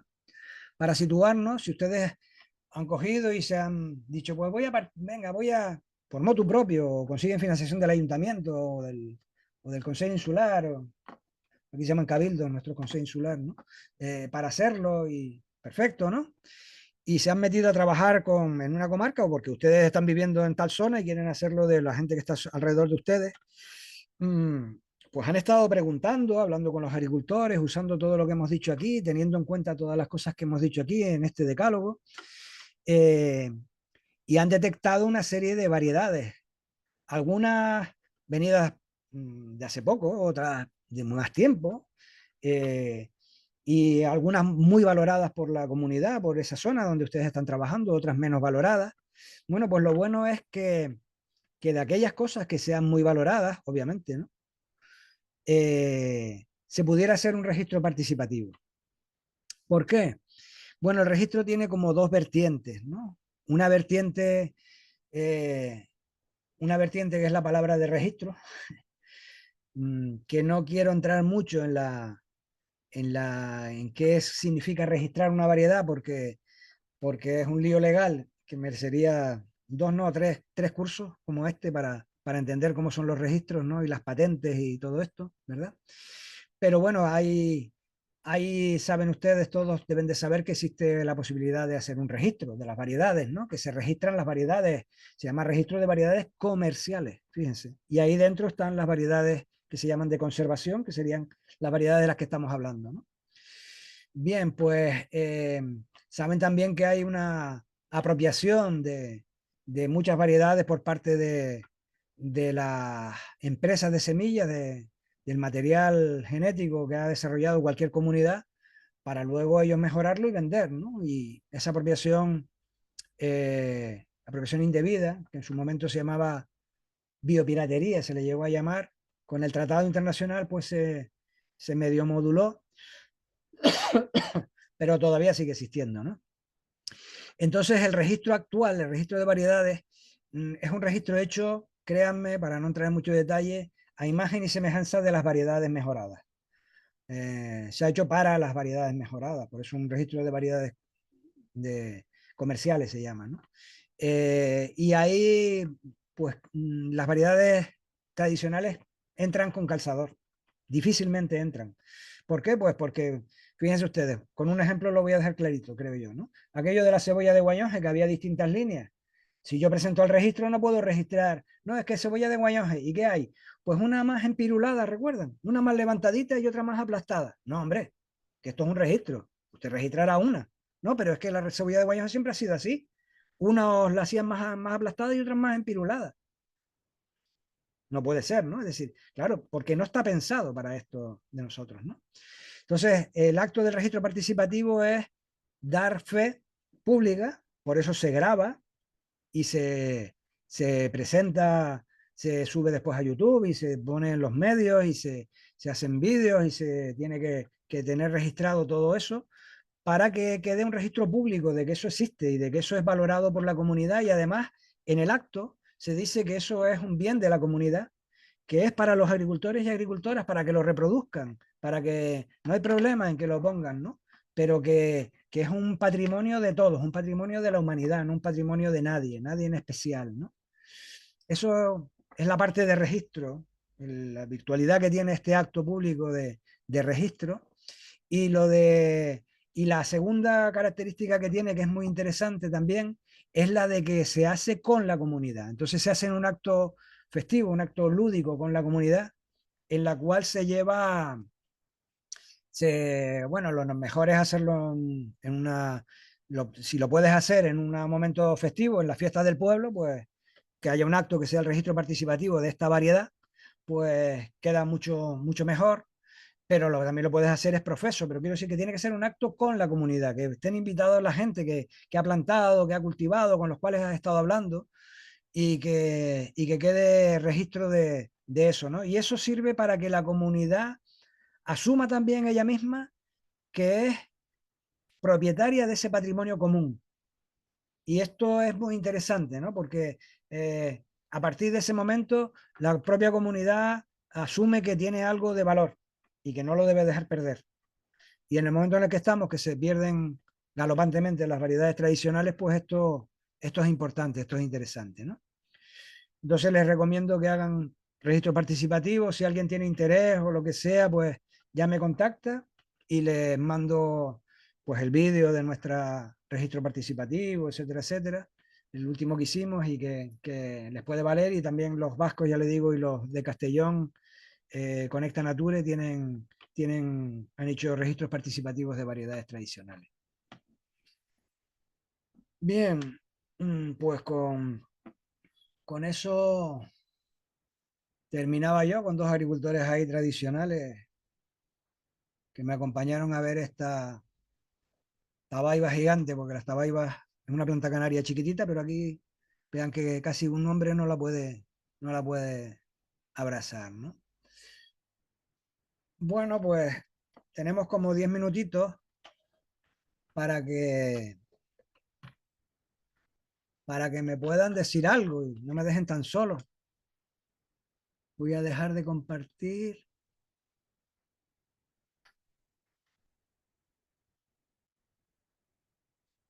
¿Se ha entendido esto último del registro participativo?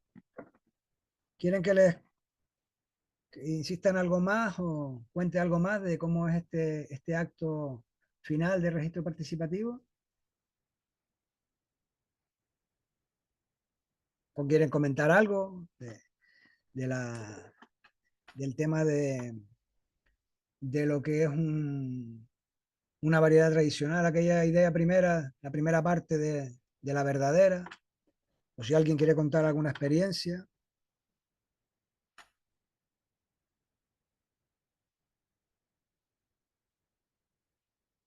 Hay un mensaje. Ariadna que dice de profundizar en el registro participativo. ¿En qué, Ariana? ¿Qué quieres que...? Ah, si es efectivo, pregunta a alguien. Ariana dice que no lo conocía. Bueno, efectivo solo hay... Efectivo solo son los juzgados y ya saben cómo son los juzgados. Es decir, que el que tiene más dinero gana, ¿no? Entonces, efectivo no es, pero entiendo que, que una empresa no se mete en líos, ¿no? Fíjate, más que la efectividad porque legalmente tenga, jurídicamente diríamos, ¿no? Tenga una validez, es decir, es que perdone, pero oiga, señor, vamos a decir el nombre del grande, ¿no? Que todos tenemos entre ceja y ceja, Monseñor Monsanto, lo siento, pero es que esta variedad la hemos registrado participativamente ahí en Taganana, más que eso porque eso no tiene ninguna validez jurídica, ¿no? Lo que va a tener es el ruido, es decir, no se van a meter en algo que tú le puedas sacar y le digas, mire, que usted está vendiendo esto, que lo habíamos registrado, que esto es tal y cual, ¿no? Eso es más efectivo que la defensa jurídica en tribunales, porque nos van a llevar de calle siempre, ¿no? Siempre estos grandes tienen todo para hacer, ¿no? Entonces, ahí no vamos a tener mucho que hacer, ¿no? Yo creo que su utilidad está en eso, en que se corten un poco, de que están usando algo que es patrimonio de todos y que lo decimos públicamente que es patrimonio de todos. Y lo segundo, la otra idea que decía, ¿no? Que la propia comunidad toma conciencia del valor de lo que tiene. Y eso sí que es importante, eso sí que es importante, ¿no? Eh, Me dicen aquí que donde, Adriana, que si le puedo mandar el acto para que vea cómo es el formato. ¿Cómo lo podría hacer?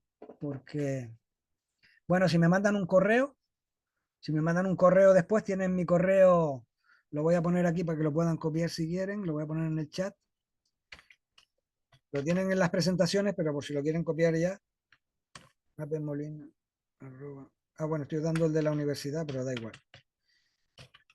¿Vale? Ahí lo tienen. Si me mandan un correo el que esté interesado, le mando el vídeo para que vean cómo es el formato del acto, ¿no? El acto básicamente es, nosotros lo organizamos, habíamos estado trabajando con esa comunidad durante un tiempo, ¿no? Entonces invitamos a toda la gente que participó, vinieron como 30 o 40 personas, es decir, que estuvo bien de gente. Y lo que hicimos fue, habíamos grabado un pequeño vídeo con un profesional de grabar y lo proyectamos y luego hicimos inicialmente lo que se llamamos una mesa de agricultores sabios, es decir, subimos a una mesa, que esto el que trabaja con agricultores tradicionales sabe que cuesta, porque ellos no están acostumbrados a hablar en público, pero hay que tener mucha mano izquierda y al final acaban participando y les encanta y acaban contentísimos, ¿no? Pero subimos a 5, si no recuerdo mal, eran 5 o 6, 5 agricultores y agricultoras tradicionales. Nos costó encontrar las agricultoras por aquello que ustedes saben ya, ¿no? Del sesgo de género que tenemos, ¿no? Pero al final conseguimos porque todas te dicen, no, mi marido es el que, no, mi marido es el que. Vale, pues subimos también a una agricultora y, y ellos, pues en la mesa esa de sabios contaban cómo era la variedad, las principales cosas, ¿no? Y además nosotros teníamos en el vídeo grabado más características de la variedad, más características de verla, ¿no? La variedad. Entonces, el acto EVA era eso, la mesa de agricultores sabios, y el vídeo. Y por último acabamos con una declaración así como solemne, que declarábamos en plan solemne, basándonos en el artículo no sé cuánto del Tratado de Recursos Fitogenéticos. No, en plan solemne decíamos que esto quedaba registrado en base a ese artículo como patrimonio de todos, de todas las comunidades, y para que los agricultores y agricultoras la pudieran reproducir y pudieran obtener los beneficios que hubiera de ella, ¿no? Nosotros registramos dos cosas, registramos una batata y registramos que es un boniato, ¿no? Creo que le llaman boniato, y un haba, que le llaman haba guanche, el nombre de los aborígenes de Canarias, ¿no? Entonces, si les parece, se los mando por correo. Vale, dice lo primero, muchas gracias. Mm, a la pregunta de Teo, pues eso, que no, en verdad no es algo que uno diga que eso te ha protegido, ¿no? Pero bueno, siempre mejor, ¿no? Bien,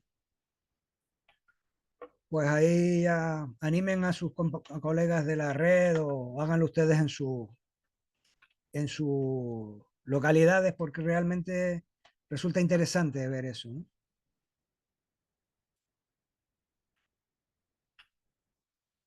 ¿Alguna pregunta más? ¿Alguna duda? ¿Alguna experiencia? ¿Alguien tiene una experiencia en trabajar con algún agricultor tradicional? A viva voz que es casi mejor.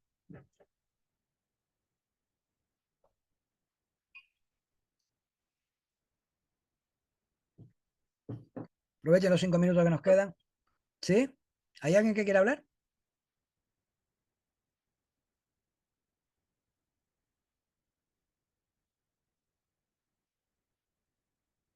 No, no, oí como un top, pero no veo si alguien ha activado el micro. No, están todos desactivados.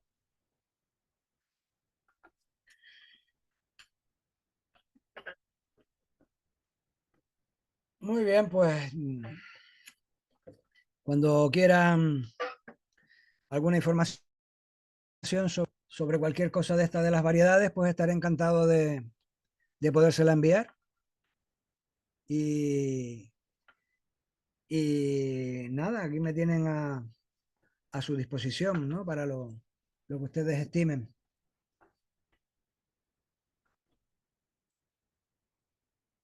De la red de la Asociación de Variedades Locales de Mallorca, ¿hay alguien están los de APAEM? APAEM es la Asociación de Productores, ¿no? Porque ahí me aparece en uno, me aparece APAEM. Tony, ¿se me escucha? Sí, Soy Guillem. Sí, sí, ah, si lo recuerdas, en Menorca, dentro de la Asociación de Productores, APAEM, sí, ah, tenemos también la conservación de la biodiversidad agraria. En el caso de sí. Mallorca es distinto, aunque APAEM ha sido históricamente tan sensible como es con las variedades locales, pues bueno, tenemos la suerte de contar con la Asociación de Variedades Locales de Mallorca. Y no han hecho registro participativo ahí, si no No, no, me no. interesa. Había visto algo en los correos de la red, pero la verdad es que no hemos tenido la capacidad todavía de intentarlo. Pues es muy interesante. Nuestra experiencia, estamos súper contentos, fue a lo que le dedicamos, lo que tú dices, es costoso. Le dedicamos un montón de tiempo este año pasado, pero estamos muy contentos del resultado. Teníamos un poquito de financiación del ayuntamiento de donde está Anaga mayoritariamente, que es Santa Cruz de Tenerife, la capital, y porque pidieron ¿cómo se llama? Es un presupuesto participativo, eso que la gente dice en que quiere gastarse el dinero. Y quisieron los de esa zona gastárselo en esto, y teníamos un poquito de presupuesto y la verdad que, porque había que pagarle al profesional que hizo el vídeo, etcétera, etcétera, y el trabajo de campo de estar allí yendo muchos días, ¿no? Y realmente funcionó bien, ¿eh? Es decir, que se los recomiendo tanto a ustedes en Menorca como a los de Mallorca, que si pueden hacer que lo hagan. Muy bien. Y ahora cuando lo estabas comentando, he hecho un pequeño intento de encontrar algún vídeo de los compañeros de Euskadi, decías, ¿no? Sí. Y de Castelló, que supongo que son los de Llavors de Sí, me No, imagino. son los de Castellón son, no son Jaguar así, son Conecta Nature. Ah, sí. No, se me ocurría que a lo mejor si a Abel le va bien, que pudieras compartir, porque ha creado mucho interés este tema para la mayor parte de gente, que a lo mejor podrías compartir los vídeos o los contenidos con la asociación y que se mandaran directamente con el resto de contenidos a los participantes, para no darte trabajo también, digo, Ah, dárselo a la sociedad. Sí, vale, ok. Pues se lo voy a decir. si Que os lo como, facilita a tanto a ti como a porque Abel. además hay un vídeo pequeñito, pero el vídeo del acto es un poquito pesado. Entonces se lo voy a compartir con ellas, ya se lo digo yo. Y que se lo mande a todos. Y así ya no hace falta que me manden correo. Buena idea. Como tiene que mandar lo del examen y todo esto, ¿no? Pues entonces, bien que lo podamos compartir así.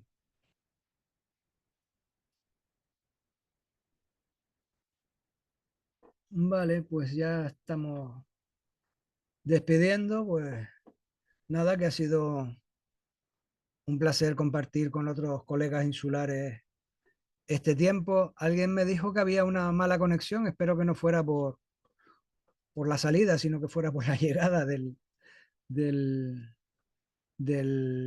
que, vamos, que no tuviera yo el problema, sino que fuera el problema de la persona que recibía, ¿no? Y nada, que encantado y que nos veremos en estos mundos seguro más adelante en otras ocasiones. Muy bien, hasta luego a todos y a todas.